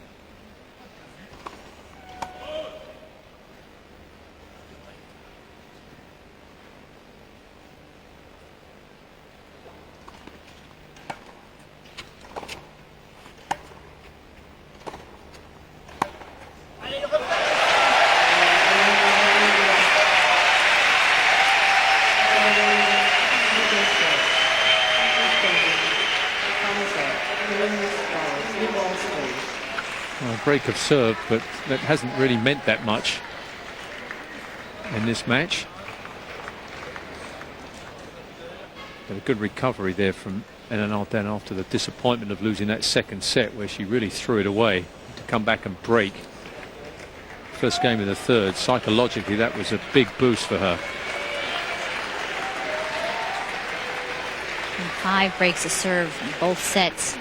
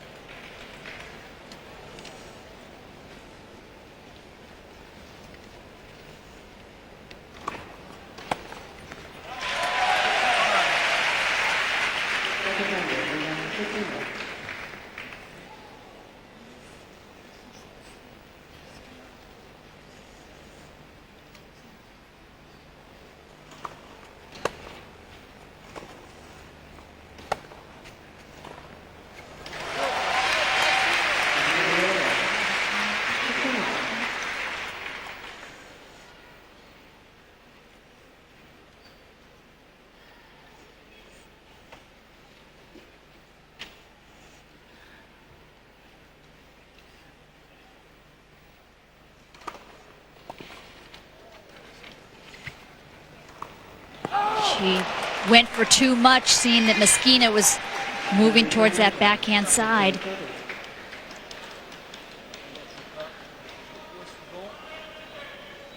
She didn't move up to that short one that quickly. Definitely laboring a bit more.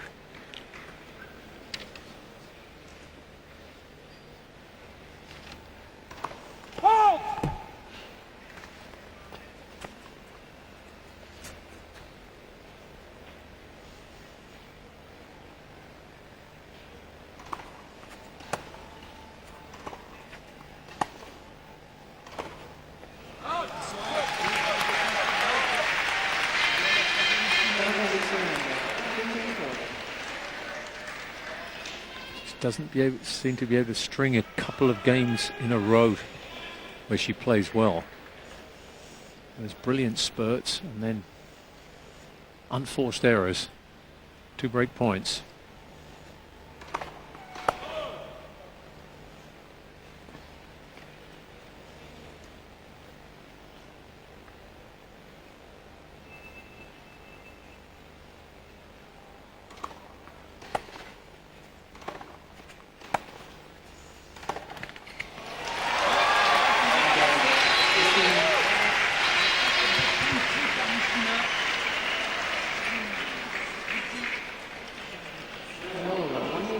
That break was handed away far too easily.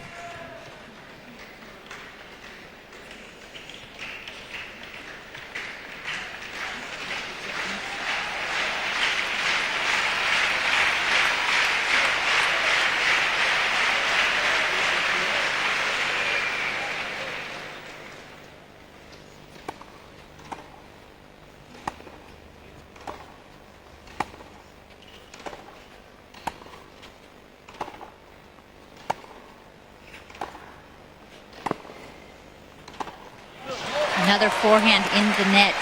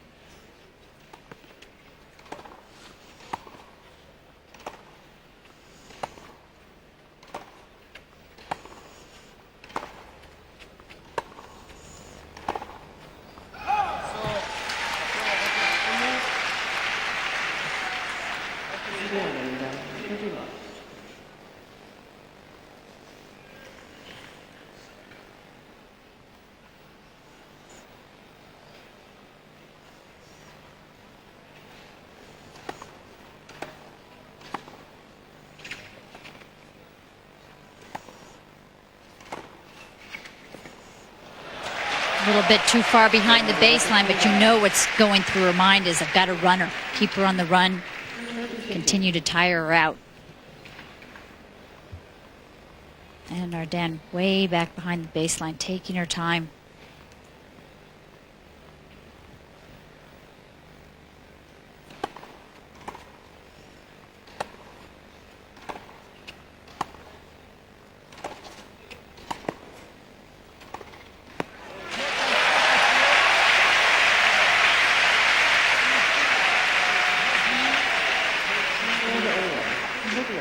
Goes for it on the forehand and comes in and hits it on the rise. Great timing. She's going to have to start taking a few more risks.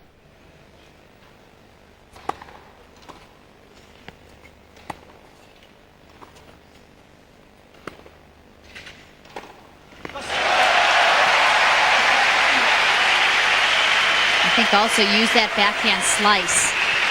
Mix the pace up. Don't let Meskina get into a good groove and hit every ball right about waist length. That slice, Meskina framed. Break point.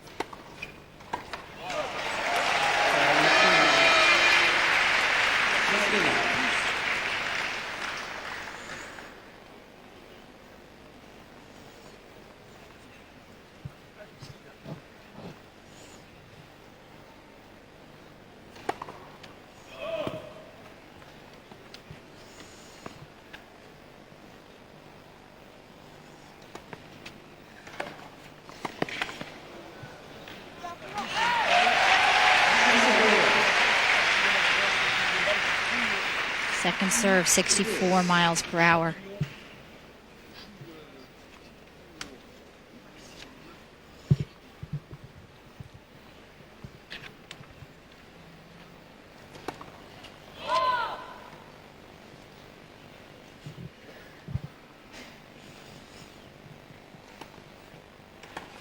I cannot believe she's still not moving over in the alley.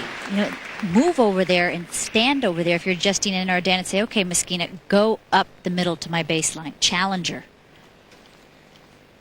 She's been successful on that wide serve, and she's letting her still serve her favorite serve.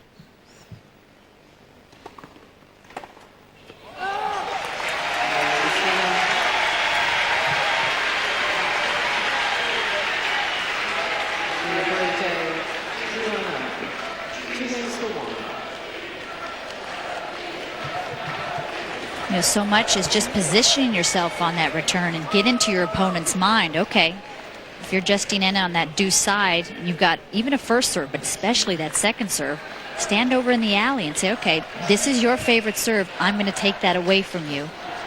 If you want to go for it, I'm going to be standing here with my racket back ready to drive it. If you want to try to go up that middle, you know, it's not going to be hard enough that you're going to ace me on it anyway. Well, that to me is amazing that Meskina has been able to get away with that second serve. And Lindsay Davenport, she destroyed that second serve. Oh, would have been burning holes in the corners. Well, I can imagine Serena Williams taking a look at that. That speed on a hard court and just turning round there and running around it and just belting it away. But, you know, Serena Williams, she has that serve with more pace, but that wide serve, slice serve out in the deuce court. But the thing is, she also has that booming one right up the middle, so it's tough to cover both. But when you know that a player prefers the one so much, then you start to cover it.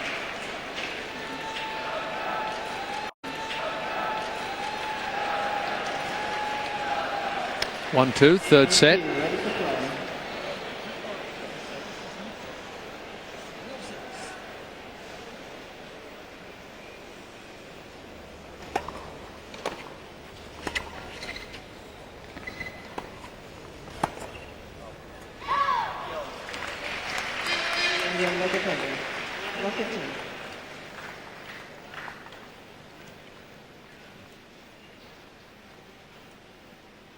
Just wide.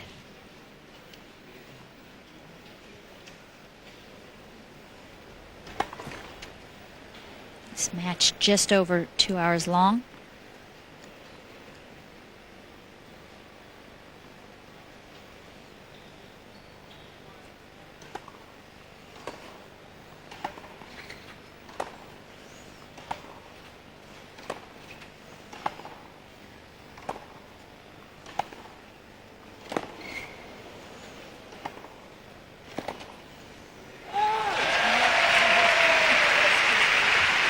been a grueling 2 hours, though. I think both players have just about worn out the treads of their shoes. The amount of sliding they've done on a hard court surface.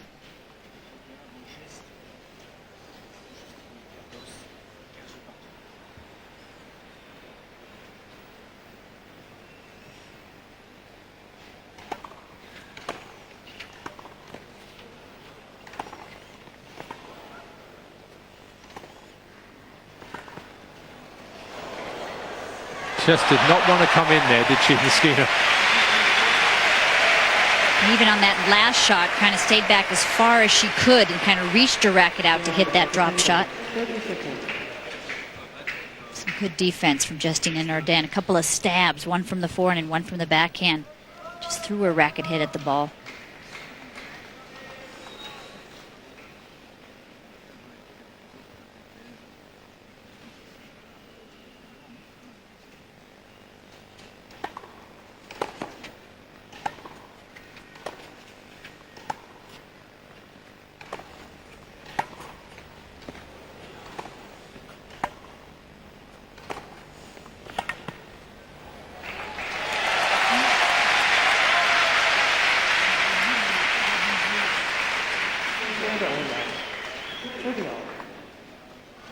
The winner of this match guaranteed a medal. The loser has to play for the bronze medal tomorrow. Third and fourth playoff.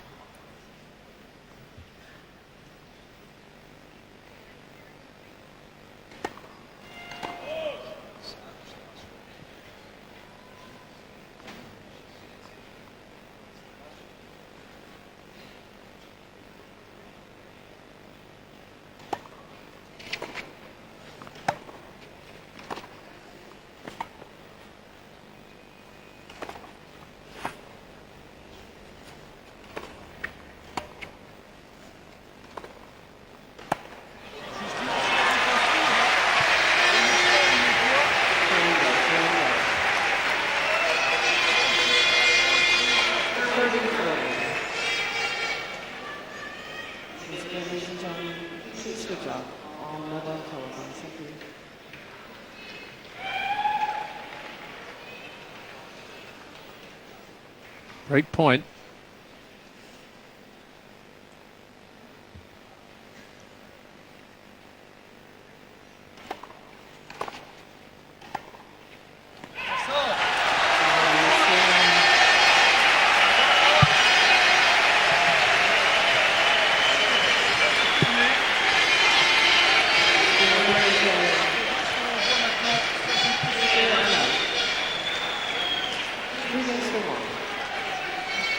Meskina up a hold.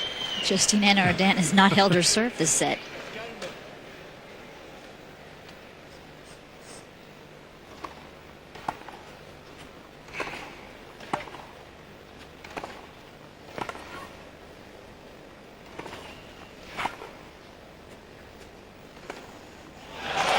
Look where Meskina is, 3 feet inside the baseline, and Henin-Ardenne about 8 to 10 feet behind.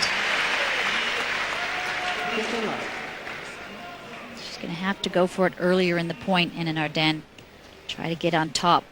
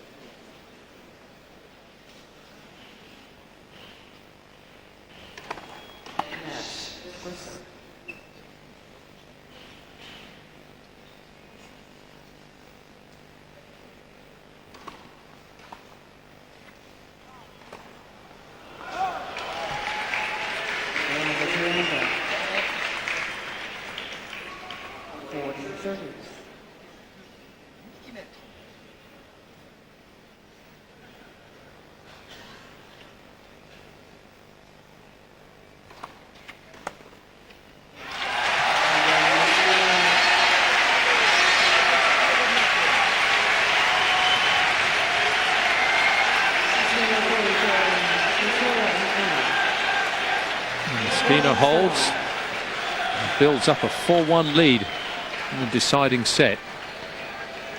Meskina was asked in the press conference, she has that French Open title this year, and she said, which one would you rather have? Would you rather have an Olympic gold medal or a Grand Slam title? And she really couldn't answer. She said, you know, they're equal to me. I'd just like to have both. Olympics so important in Russia.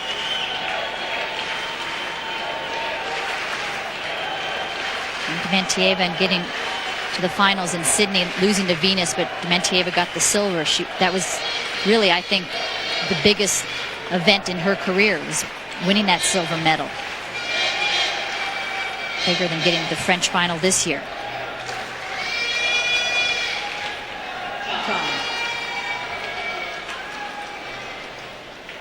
The tennis in the Olympics came back as an exhibition sport in LA in 1984. A full medal sport in '88. I think that's one of the reasons why you saw so many more people, so many more young kids playing tennis.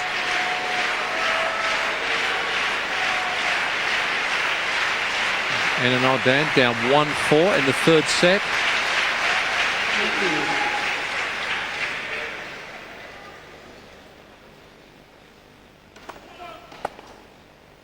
Doesn't need a foot fault either.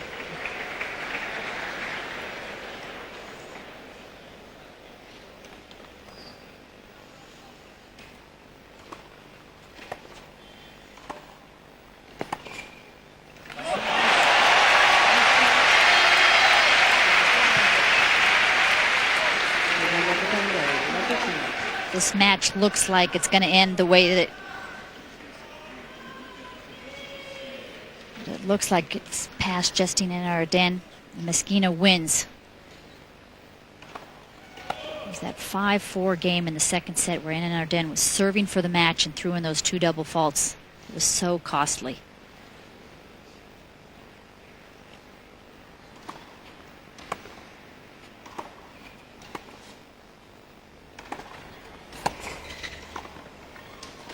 Not good enough, the volley.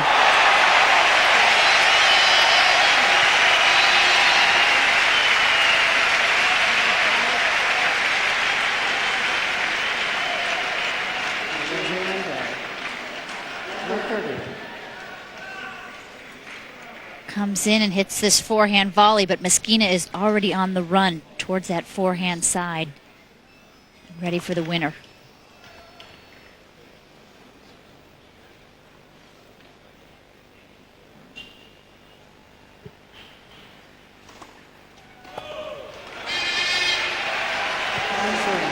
That serve has just plagued her in this match. 3 break points for a 5-1 lead. Number 3 seed.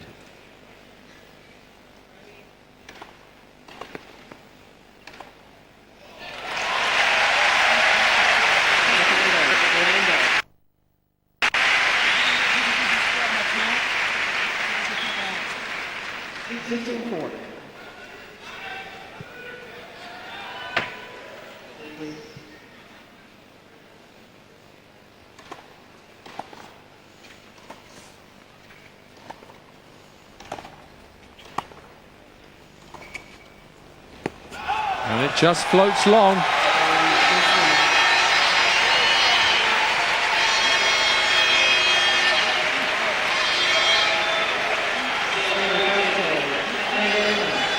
Anastasia Meskina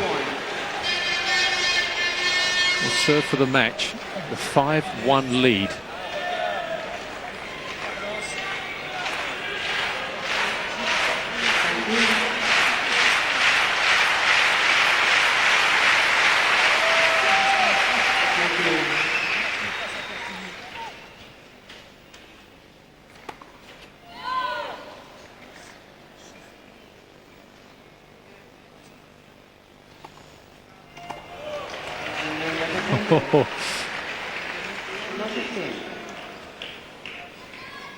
Henin-Ardenne, by the way, has lost her service the last 6 times in a row.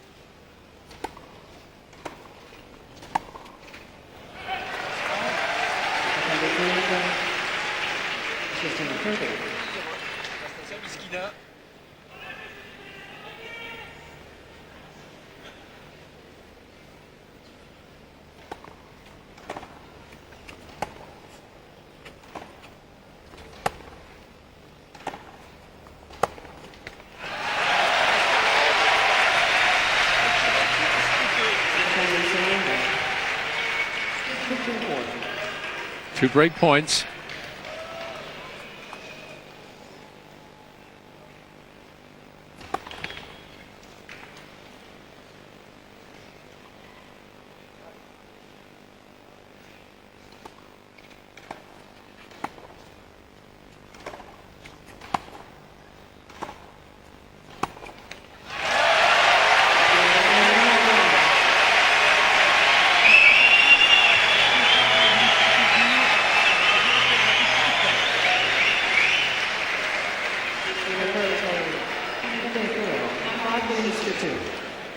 Not a shock that she had a trouble serving out that match.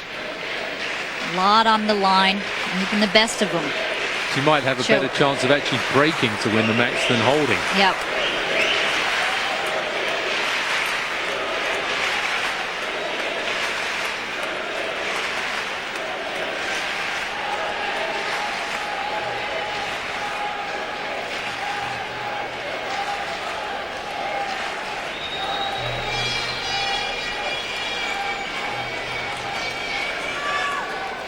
One's got her hair dyed. That's real commitment.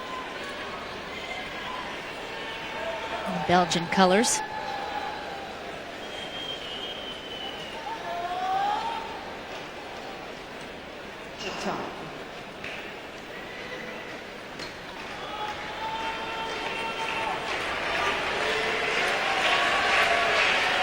She was down by this score in the semifinals of the Open last year against Capriati. Came through and won at 7-6 in the third. Can she escape again? Justina Narodin, 2-5.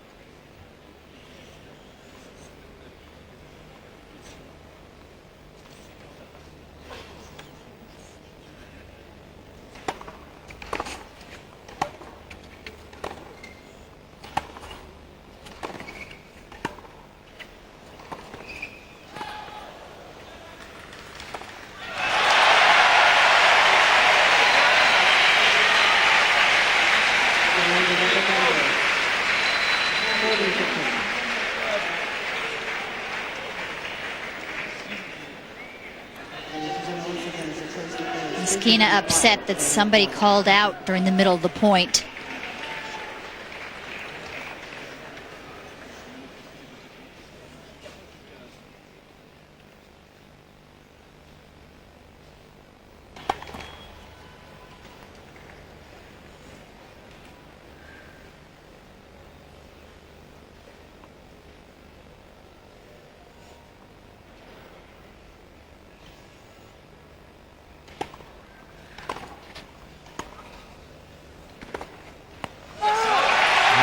very solid hold from Enan Arden. This is going to be a very interesting game here.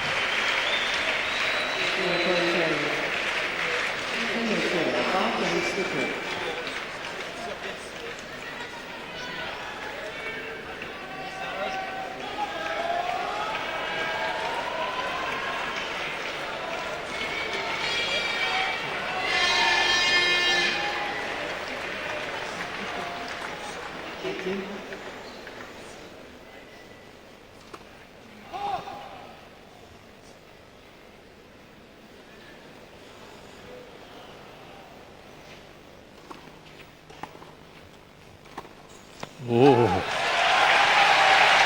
she is so tight.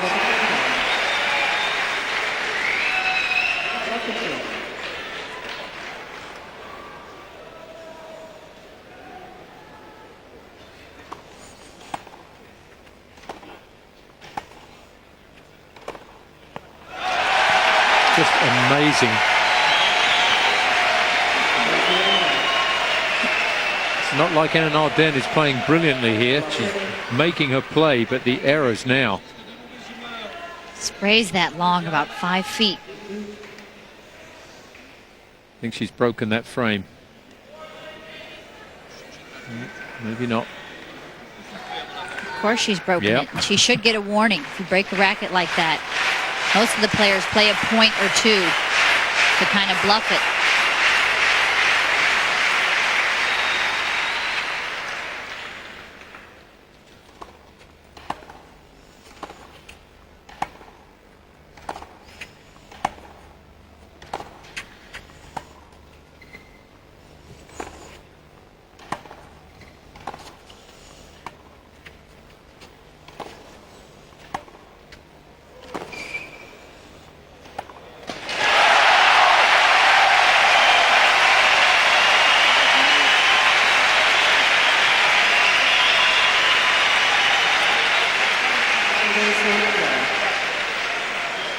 Three break points.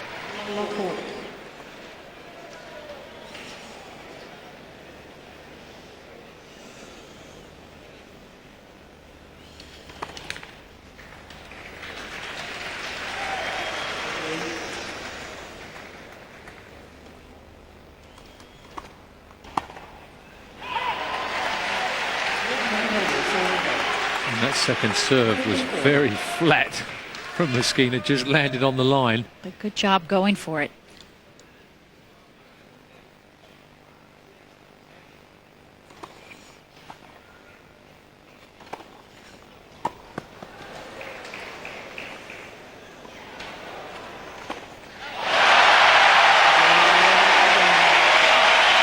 Unbelievable.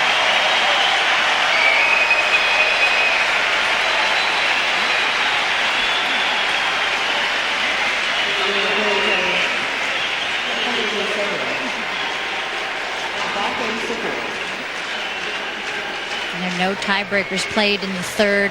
It's one thing that makes tennis so much fun. You can always come back. Things like basketball, and there's a time limit. You just sometimes get too far behind.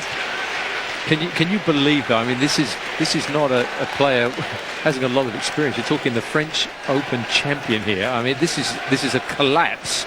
It's not over yet, obviously, but can you believe the way she's just handed these games back to Enan Arden? It's a shocker. This whole match has been a little bit disjointed. The ebbs and the flows have not really made sense.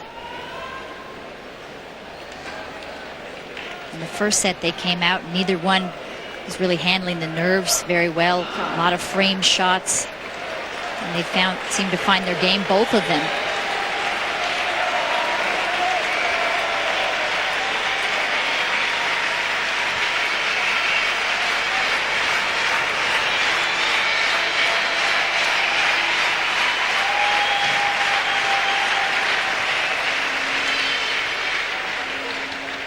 Well, Enan Arden down 4-5 in the third set.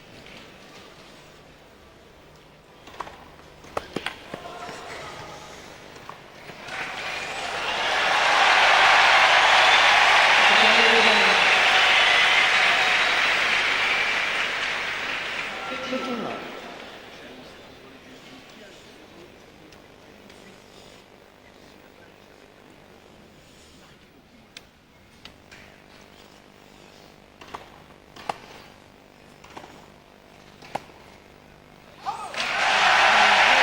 She's just struggling at the moment to get the ball anywhere near the court, framing the shots.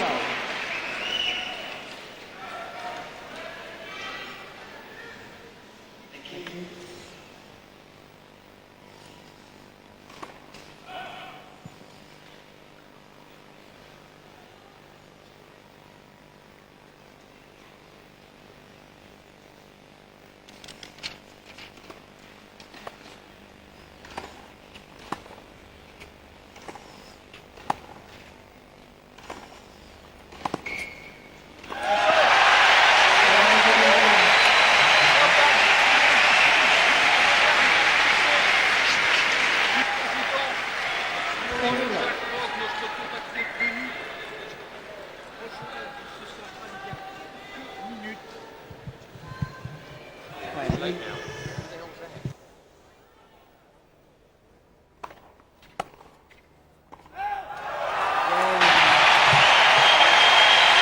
She has come all the way back. Looks like she's going to cry, Meskina. Oh. 5 games all. Third set. Lost the 5-1 lead.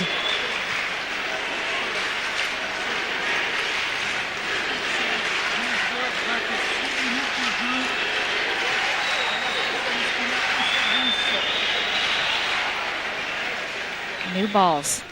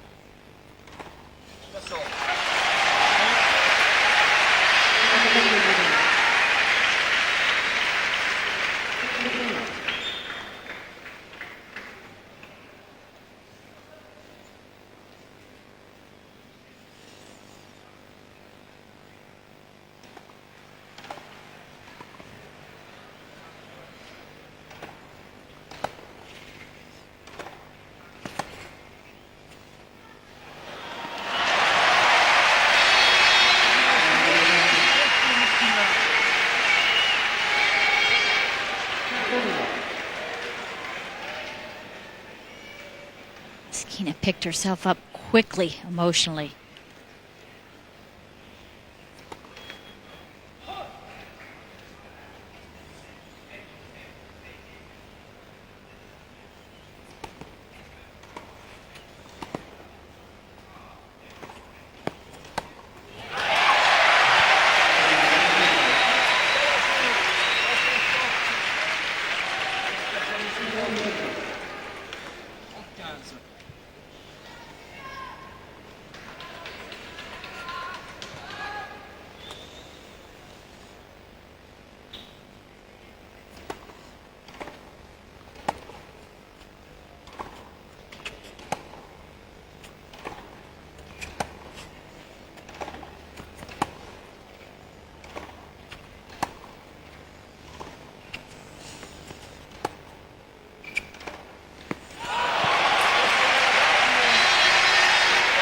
Meskina now has slowed her game down, starting to keep the ball in play and not go for so much, waiting for Justine to draw the air.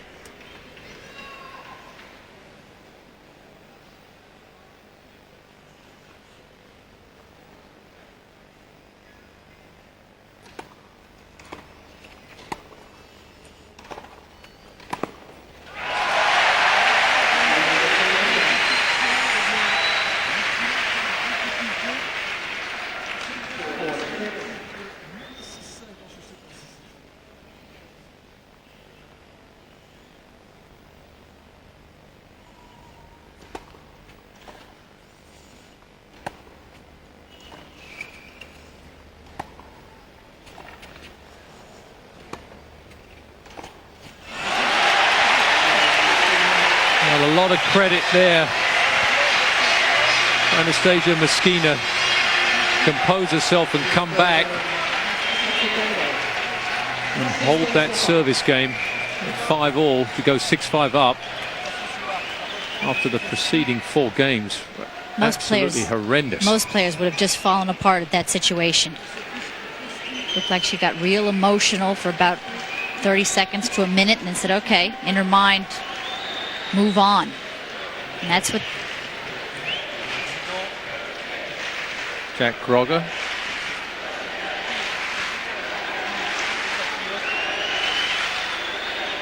President of the IOC in Belgium. Join himself.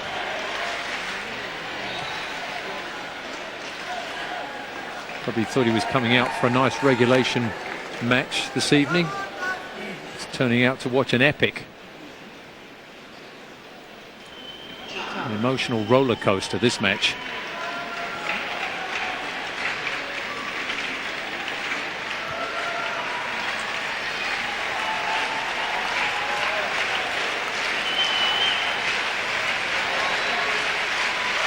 And an Arden serving to stay in the match once again.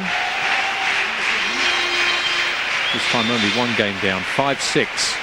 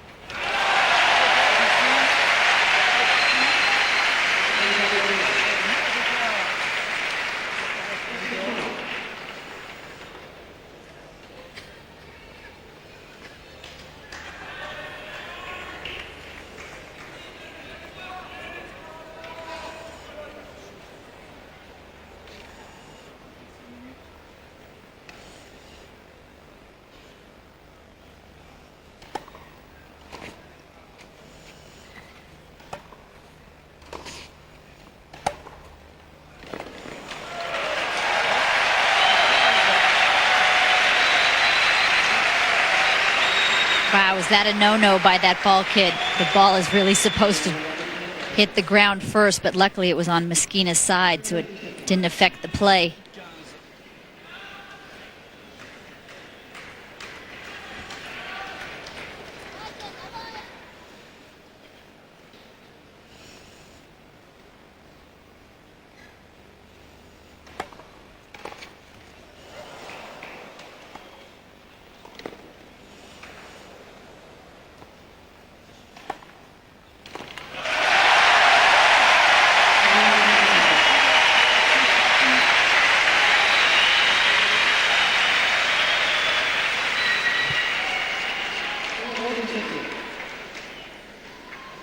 One of the few she couldn't get. Love to know what she's saying. That's who she's talking to, Larissa Savchenko. Not even looking.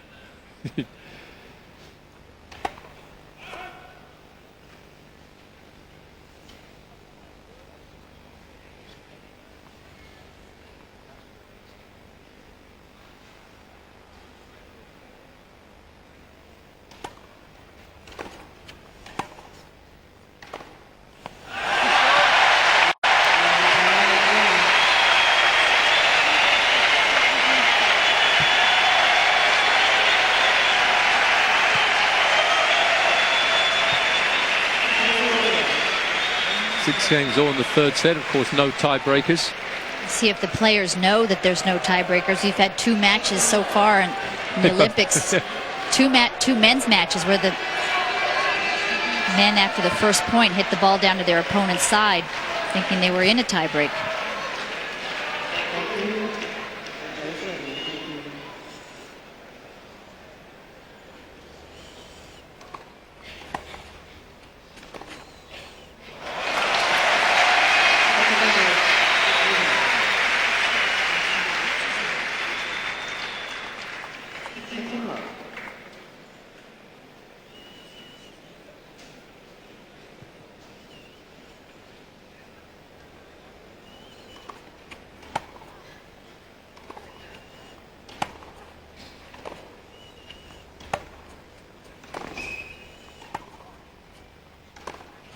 Change the pace there.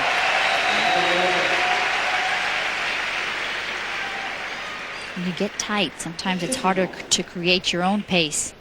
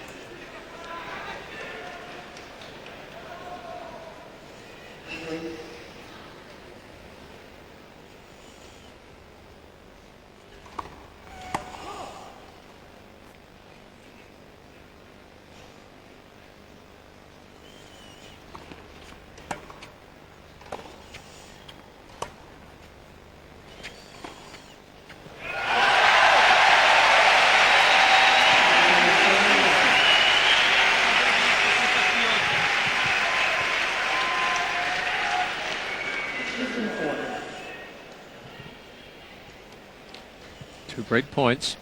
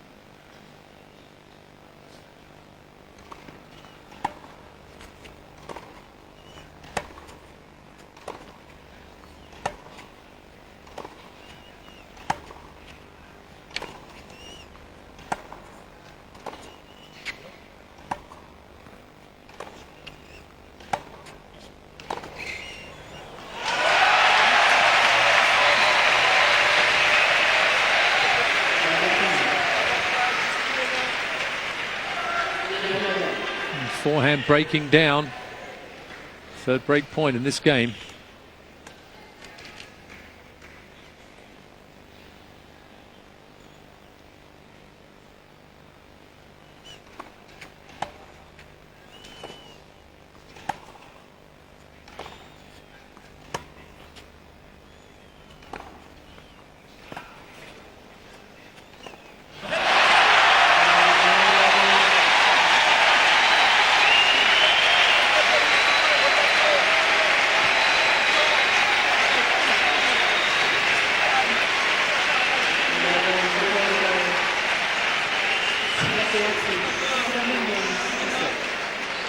Well, normally you would say, okay, you know, then it's broken, serving for the match. You'd feel pretty confident.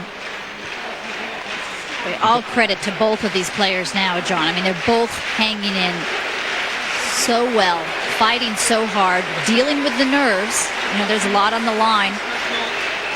This match An hour and 39 minutes old. Even though you're struggling with, with yourself and your nerves, it's still got to be, this is what you play for, to have all these fans this involved, blowing horns, swinging flags, chanting, cheering.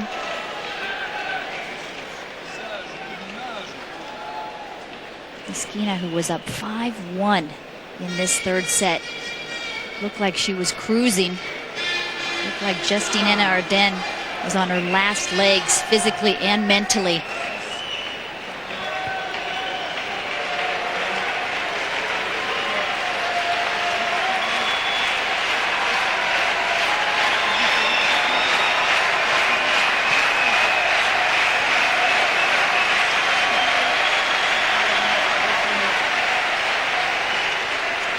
Henin-Ardenne serves for the match at 7-6 in the third.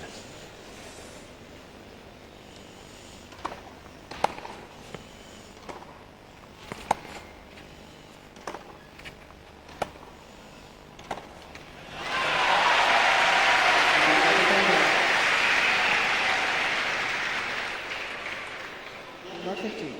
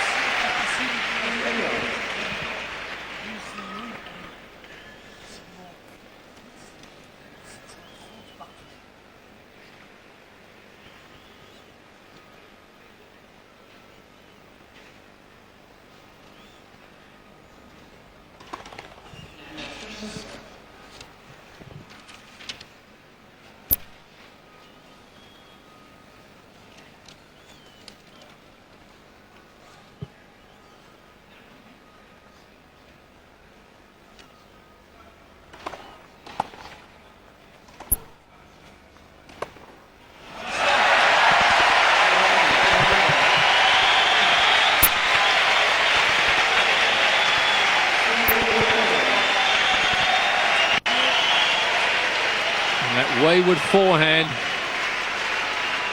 sets up match point for Henin-Ardenne.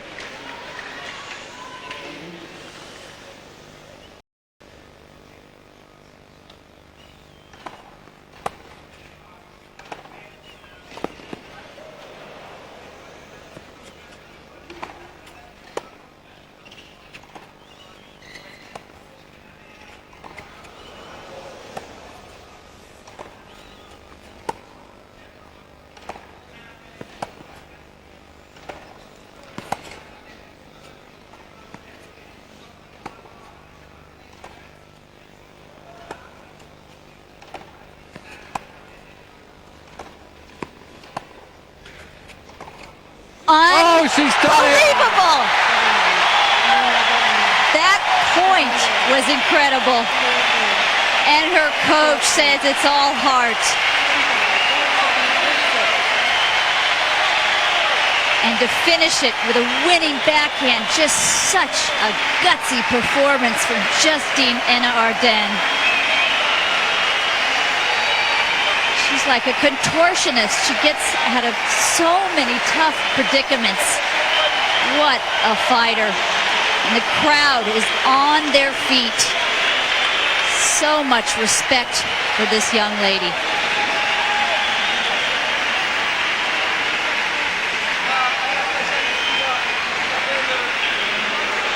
She's been out for most of the last 4 months with illness.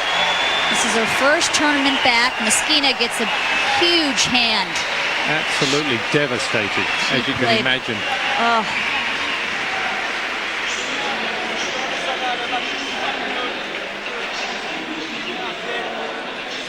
So Justine Henin Ardenne through to the finals. Play for the gold medal tomorrow against the winner of Amelie Mauresmo and Alicia Mullock.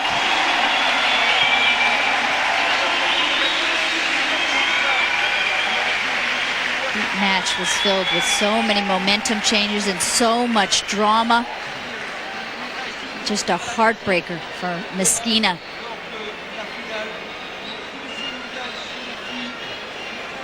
She certainly answered the questions about her physical condition. 2 hours and 44 minutes that match.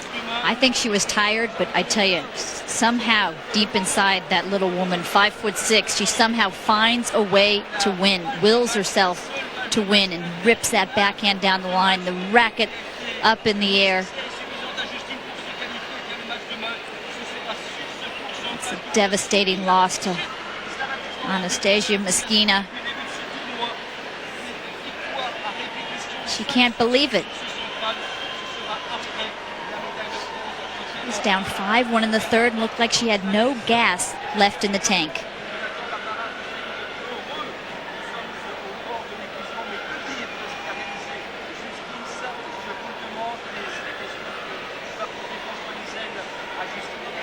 Gutsy performance. Another one to add to the many in her young career. 7-5, 5-7, 8-6. And she's through to the final.